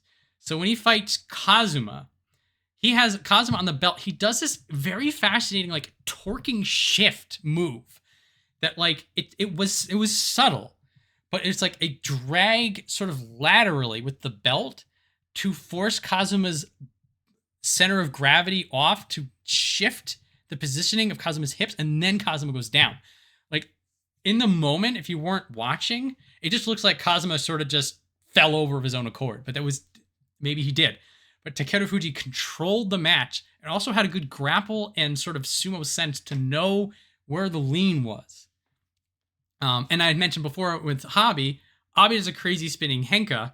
Takerufuji maybe in the past would have just bite down on it and would have gone crazy. Takerufuji's footwork keeps up with the movements. He's able to stay up. Abi goes down. So we're seeing vast improvements on offense and defense in terms of the way that Takerufuji can attack. Now, his Kotoeiho, Aonishiki, Onosato triple decker is showing that there's a limit, at least for now, to what Takerufuji can do. Now, I will also say that a lot of this could be nerves because he was 10-2 going into these fights. And this is also an Onosato who's desperately trying to get Kachikoshi. This is an Aonishiki who is wanting to get the Yusho race and will not be denied by anyone. And this is also a Kotoeiho who is fighting out of his mind. So Takerufuji is losing to the very best to round out the tournament. Not too worried about that. And if Takerufuji keeps improving, then these are going to be matches he wins going forward. So ultimately, don't worry about it, I guess. If nothing else, a very strong statement on his return. Maybe with the rest of the Sigahama wave, we're going to see him rise up the ranks and really sort of manifest his brand of sumo. And it's just good to see him back. It's good to see him doing well. Takerufuji was always this weird story of this guy who came in, this phenomenon who sort of just like exploded like fireworks and then faded away into the night. And you know, like if that was the song of him, if that was going to be his story, sure, I guess. Have fun, Takerufuji. But now we're seeing him back. We're seeing him more matured. We're seeing him with some better stuff. I'm hopeful. I'm optimistic. And hopefully more people are too. Now, September will be the great decider there. There's sort of this running theme that there's some wrestlers that were just like, okay, September will be how we figure out about you. And Takerufuji's one of them because he's going to be bumped up to I'll say, middling to elite competition. And if he's going to want a spot in that top 5, he's basically going to have to rip it out from somebody who's already there, which will be fun to watch. Stay tuned to this space. All right, so we're going from relief to relief to relief. The three-peat. Thank goodness Takerufuji is going well. Thank goodness Takerufuji is back and bad. Thank goodness Kinbozan finally figured something out. This is weirdly fascinating. So Kinbozan, known for just smashing, known for I'm big and I can figure it out, but also not being very consistent. Almost every single one of Kinbozan's wins was grappling this time around, either a body lock or the belt. If he did pushes off the Tachi, it was to follow up to get inside. So Kinbozan has sort of pivoted, at least this tournament, from I smash. Now, this isn't to say he's done belt work before and he's done body grapples before. Like some of the more terrifying Kinbozan stuff is when he would hit hard on the Tachi, then get inside and just launch somebody into the crowd. That was what he did for the staggering majority of his wins. And so now he's taking his size and his power and he's complementing it with inside position, with the belt, with sort of getting underneath the armpit and driving. And that shows you there's an increase in consistency. I think he still had a Tachi whiff this tournament, which I sort of saw, and I did it was like hand on. It was the Picard hand on forehead. I'm like, oh, Kinbozan, are we still doing this? Made me sad. Something else that he did this tournament, which was another very good sign, is he's able to leverage his long reach. So when he was fighting Abi had Kinbozan at arm's length. Abi's long and lanky. Kinbozan is also long on the arms because he's so big. he's able to outreach Abi to get the belt. And from there, Kimbozan turned the tables and won against Abi. He's not only able to get inside and leverage his power, but he was able to leverage his height, his size. He's taking advantage of his physical properties in more than just Hulk smash. And now that he's doing this more technical, more focused kind of attacks, we're seeing him get wins that not only are enough to get to 9-6, but winning in ways that were like, okay, yeah, he won that. It wasn't like a luck. It wasn't a chaos. It was Kimbozan gets inside and the other person goes out. So he's still being beaten for timing, and he's still having his timing issues. See aforementioned discussion about the missing the Tachii, which is such a bad look every time. But we are seeing this refinement. If Kimbozan becomes big guy with belt, it's a different brand than Shonanoumi, but like that similar. I'm going to do grappling and body locking, but I'm also then going to do it in a way that it's impossible to do anything about it because I'm so big. It's that killer combo. September is going to be the big decider on this, particularly because of how consistently inconsistent Kimbozan has been. But just to see something that has consistency, to see him make a change, and then that change has results, very happy. Very exciting, very optimistic. I may be setting myself up for heartbreak in September, but I don't care, damn it. I've been waiting for this, for Kimbozan, for so long. And now we have it, and we're good. Everything's good, we're fine. Perfectly fine, no problems ever. Fast forward this clip 2 months from now, where I'm crying my eyes out because Kimbozan is 6-9 and gets Henked 4 times. Anyway, we'll get there. Next up. So, hello, Shishi.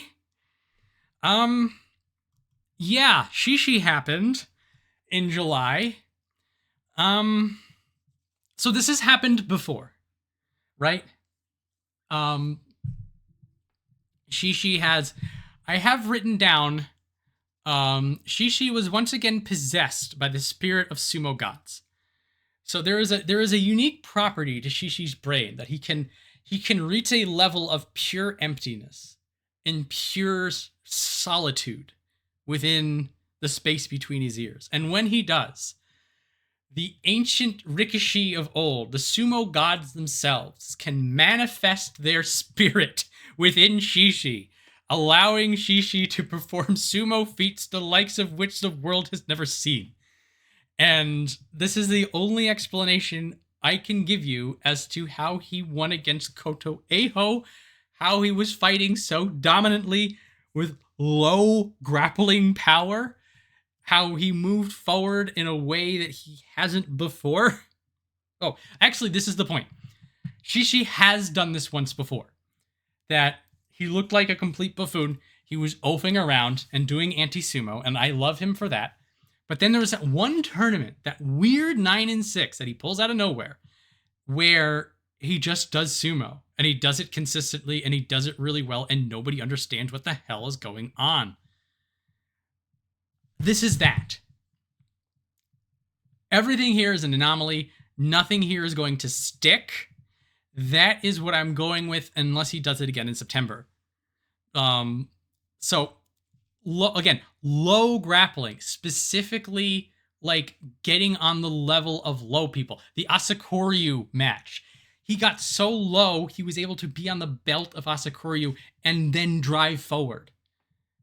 That is super low. That is deliberately low. That's not just accidentally my hips are lower than before. That is actually it was low Oshi pressure, then he gets the belt. Reading through my notes. And yeah, it was baffling. And then then he beats again Asanoyama, Takerufuji. People like, why are you winning against him? Now, for better or for worse, depending on who you are, when he finally gets introduced to the very best, when he fights Kotozakura and he fights Atamifuji, reality sets in. Kotozakura and Atamifuji say, "Get out of my ring," and then Shishi goes, "Okay, I'm leaving now." But, and I'd mentioned, so the Nishiki-Fuji and the Asahakuru matches, like, those are matches where he fought normally, it feels like. That's, like, more of how Shishi fights, as we've historically seen. So we are going to find out in September exactly what kind of sumo Shishi can do. And be a little bit more, slightly, barely. I'm putting my thumb and my pointer finger together, like teeny tiny, barely more seriously. Some of the stuff that Shishi has done here in July, he has done earlier in other tournaments, but nowhere nearly as consistent and nowhere nearly as effective. And the pattern always seems to be, whenever Shishi does something like this, that it never sticks. Like the next tournament, he's back to 6-9 or 4-11. Like, it's just this one tournament, something works out, and then he forgets it and it goes away. And that is why I'm not really going to be on a Shishi hype train unless he does another 10-5. And again, does another 10-5 at like M9. We're like, oh, okay, you're doing this on another level. I don't know. From a pure fan perspective, it has been fascinating to watch this tournament for Shishi, how he does this high-level sumo of grappling in Oshi and staying low and being oppressive, using his reach, using his power, leveraging it in a way that you're sort of like, if he's been doing this whole time, he would have been in Sanyaku by now. September, pretend. So we look at Oho and his 2-13. He's like, we're going to forget it ever happened. And that's more because Oho just wants to reset and rebuild. This is like the forget this happened because it's a weird blip. This is a weird, this is a false positive in our data set. Don't take stock in this. But if he does anything near this well in September, maybe he has actually figured something out. I don't know. Very weird. Very good, oddly good sumo. I mean, it's great to watch. Again, I don't know. It's bonkers. It's kind of weird. The more I think about it, the more I feel my brain hurting. But in any case, we're just going to leave it. We're going to leave it for now. Well done, Shishi.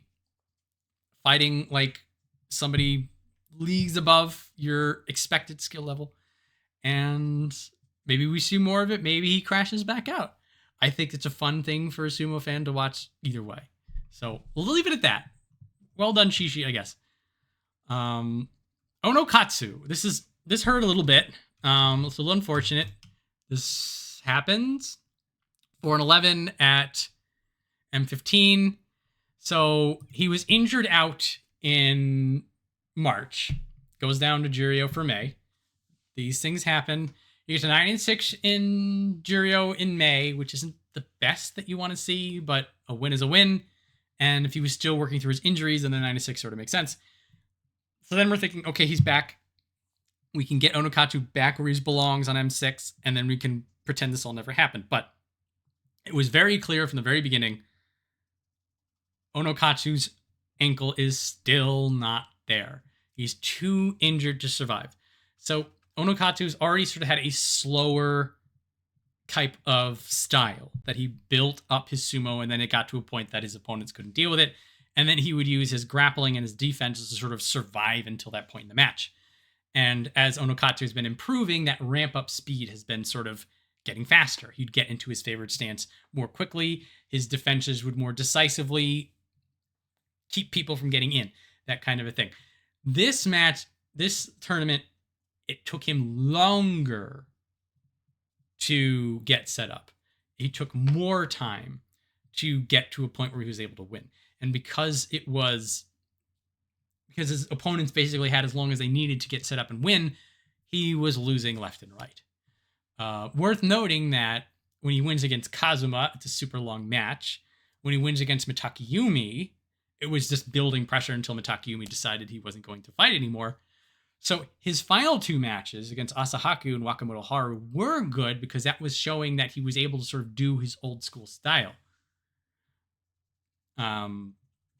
Of I'm going to get grappling, I'm going to build, and I'm going to win. Losses against Takerufuji and Asanoyama were impressive losses, I'll say. Excuse me. As in, he was able to show his strong defenses. He was holding at the edge. He was buying time.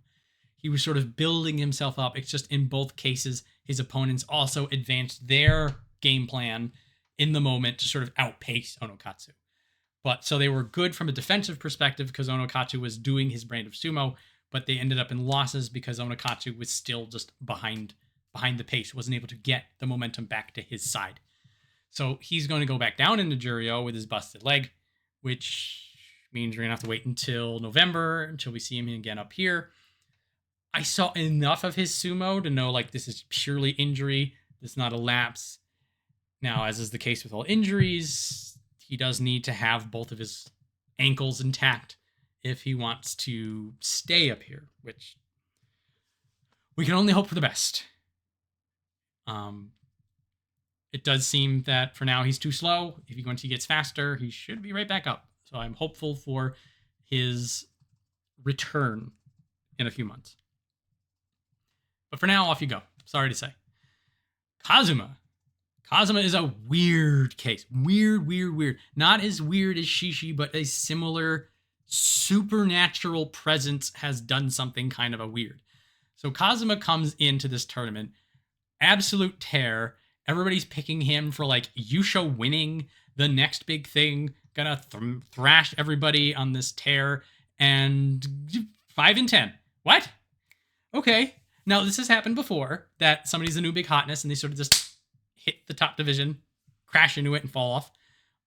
And my hope is that something along those lines is what's going on, because when he was in Juryo, he goes on this tear, and then he's an 8-7 in his first match in Juryo. So, like, once he does the jump up, something does happen to him to knock him down a few pegs. Come on, go away. I am hoping that this is what this 5-10 was. Ooh, spike the mic there. That being said, some of the ways he lost were weird. It was like he was cursed. So Shishi got the sumo gods.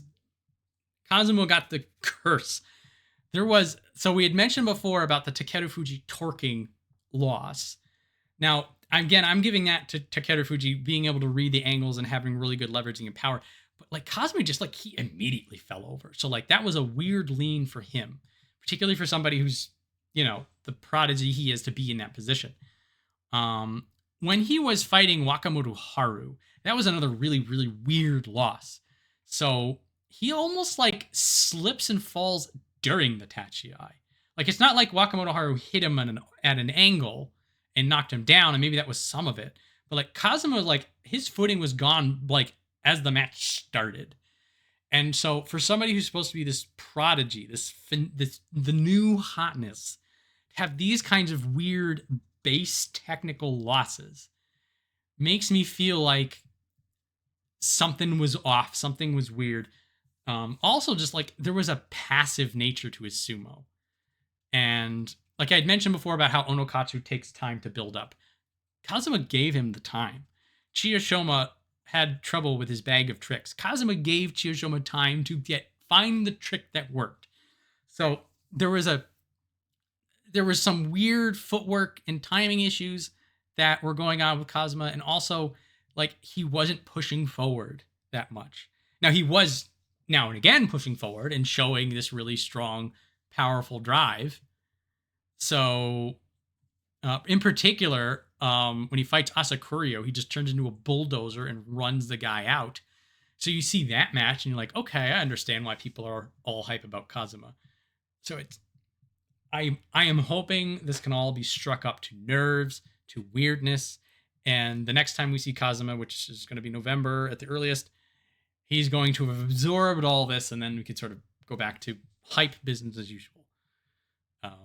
I am already looking forward to forgetting that all this happened, so that when Kazuma becomes the big sensation, we can all just be like, yeah, Kazuma! He had his setback, and then he just powered through it. That's the teachable moment of July for Kazuma. Hopefully, maybe. Daisei's next. Very unfortunate loss on the last day to Shodai, of all people, which is, as I had mentioned before, Shodai just decides to win on the last day. Oh, well, I guess. 6-9 will dump him out. If he was 7-8, there might have been a little bit of wiggle room that he could have stuck the landing, goes over a half rung, and then we call it a day. But he is gone now, which sucks a bit. Near miss. So he did have some good grappling, some interesting uses of angles. He did a lot of pivoting and reversal stuff, which is sort of fun to see. It's that kind of sort of an off-brand Wakamotoharu Shodai kind of a thing. It has a lot of potential. And so I was looking at some of that stuff. I'm like, I can get used to this. But something else, the biggest deciding factor is that things just hit him really hard up here. Raw power, Tachi drives, just Oshi hits. He just didn't have the defenses. He didn't have the ability to set in that people with a grapple need to have. I think this is just welcome to the top division kid, and it's just the power is stronger. People hit harder, people move faster, and it was just a little bit too much for him. Which this also happens. I am optimistic he will be back. There was enough interesting things going on in his sumo. Another thing to keep in mind is he had lots of bandages on his body. So if he was also fighting through injury, no wonder you can't hold your defenses against these people who are hitting like trucks. I am looking forward to his return as well, similar to Kazuma. Now, where Kazuma is heralded to be the next chosen child, Daieisho is more of a normal run-of-the-mill kind of people. But, I mean, these days, the more run-of-the-mill kind of people are where some of the fun is at, in terms of just watching people grow and build in front of you. So, hopefully Daieisho comes back to us. With this, again, it was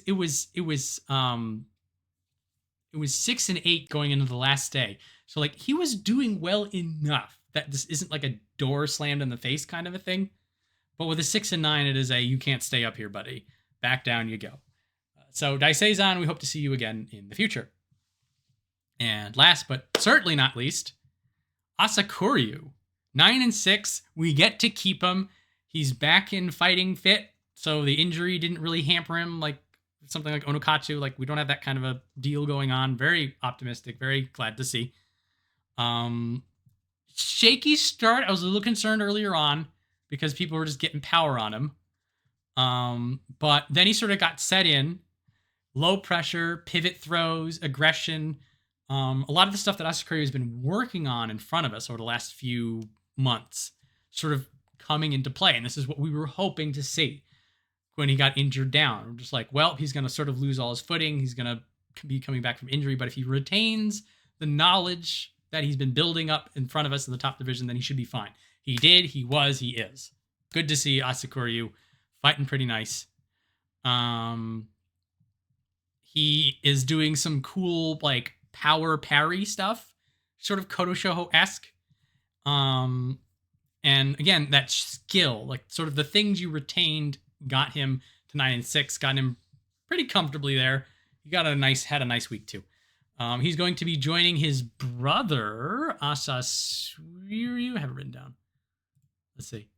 Asanoyama is now going to be joining him, so we got a new brother force to look after, which is always fun. Lots of good things coming from Asanoyama now, and I'm happy. Good to see him. And we're gonna end the top division talk on a pretty good place, and a nice happy 9 and 6. So special prizes. Outstanding performance goes to Fujinokawa, the Shukansho Award for getting an 8 and 7 and beating both Yokozuna. Well earned. Hope he keeps getting those. We get the Fighting Spirit Prize. The Kanto Show goes to Atamifuji, Kotoeiho, and Takayasu. Also very well earned. Part of me feels like after winning on day 15, Atamifuji should have gotten 2 Fighting Spirit Prizes, but I'm just very happy to see that. They give the Gino Show or the Technique Prize to Aonishiki, which, sure, you might as well. Give him the special prizes before he's Ozeki again and he can't get any more. All of those make sense. Going over to Juryo. So the Juryo Yusho had a 4-man 11-4 playoff between Asanoyama, Toshinofuji, Shonanoumi, and Arashifuji. So this was the rare case that 2 stablemates fought each other because it was a playoff, which was fascinating because that doesn't really happen that much. So good news for all 4 of these guys who are looking pretty good. When it comes to the promotion race, Asashiryu with 11-4 Juryo 1 is absolutely a shoo-in. Toki Hayate should be back for us, which is good to see. I think Dewa Noryu is going to get shut out, but a 9-6, it's sort of a coin flip. Toshinofuji, definitely, with 11-4. Welcome to the top division, Toshinofuji. The previous Sei Hakuho, I believe. And the Juryo winner of all people, Shonen-Umi. So this is where the math gets a little weird. So we have Shonen-Umi, Toshinofuji, Asashiryu, Toki Hayate, probably Dewa Noryu, and if we go back over, Daiseisan's gone, Kazuma's gone, Onokatsu's... Actually, the math is going to be fine. Daiseisan's gone, Kazuma's gone, Onokatsu's gone. Oh, actually, this is the thing. This is where the math gets weird. Mitakeumi's gone. I think because Wakanosho will math to M16. So Dewa Noryu kind of doesn't make it all the way up, and Wakanosho doesn't kind of make it all the way down. So I think we just going to have 4 up, 4 down. But we'll work over that when we go over the GTB. And if we're looking at some other people, Sadanoumi is sort of fading out. Kyoku Kaiju was positioning for it, but the 7-8, he just loses on the last day, which is a little rough. Ryuden's falling out. Tomokazu's falling out. Oshoumi got injured, so he's going to be in the 3rd division. For new hotness, Enho's still hanging in there, and God. I believe Arashi Fuji was new hotness, and so he's got 11-4, so keep an eye on him. Again, Isegahama stocks are through the roof. And a lot of the other people that we've seen before, but yeah. So we're going to have 4 up probably, maybe 5, but I don't think they're going to be mean like that to Wakanosho. And that is July. July was a bit of a crazy one. Lots of highs, lots of lows. Happy, sadness, sort of a bit of everything. So you had May, which was a bit of a disaster, and then July was like a sample platter of everything that sumo has to offer. And whew, it was a bit of a run. So, thank you everybody for staying with me. Even though Maria wasn't here to pad the time, I somehow still got the 3 hours. There was a lot to talk about, and I had some notes from Maria that I've been throwing in there as well. We will be doing the GTB stream sometime in August. I have to check the calendar. I don't know. We have some discussions about live streams here, there, and again. I know Maria is super busy these days, so I don't know when anything's going to be. I don't know if there's a date put out. So we'll be in touch. Thanks again, everybody, for hanging out and listening, making it for 3 hours of this. So I have a note here. Hang on, I gotta limber up a bit. I was told that somebody needs to do the Valley Girl plug, and Maria's not here. So I guess that's me. So I've been talking for 3 hours. My voice is already pretty gone. This is not good. I'm just gonna try. I'm gonna put it out there. Everybody just bear with me on this one, okay? So, oh my God, if you're listening to this, could you like, comment, and subscribe? You're the best. Actually, that's all I got, guys. I'm sorry. That is all I got. Aye, but if you be looking for a better plug from me, next time you be asking for me pirate voice. I be not parlaying about Maria with this. I don't know how she'll be thinking about the pirate voice. I be peeking the mic, though. I should be watching about that. And, now that we're completely, absolutely silly, I should probably stop the recording now. So, thank you all for listening to 42 Opinions, and until next time, fare thee well.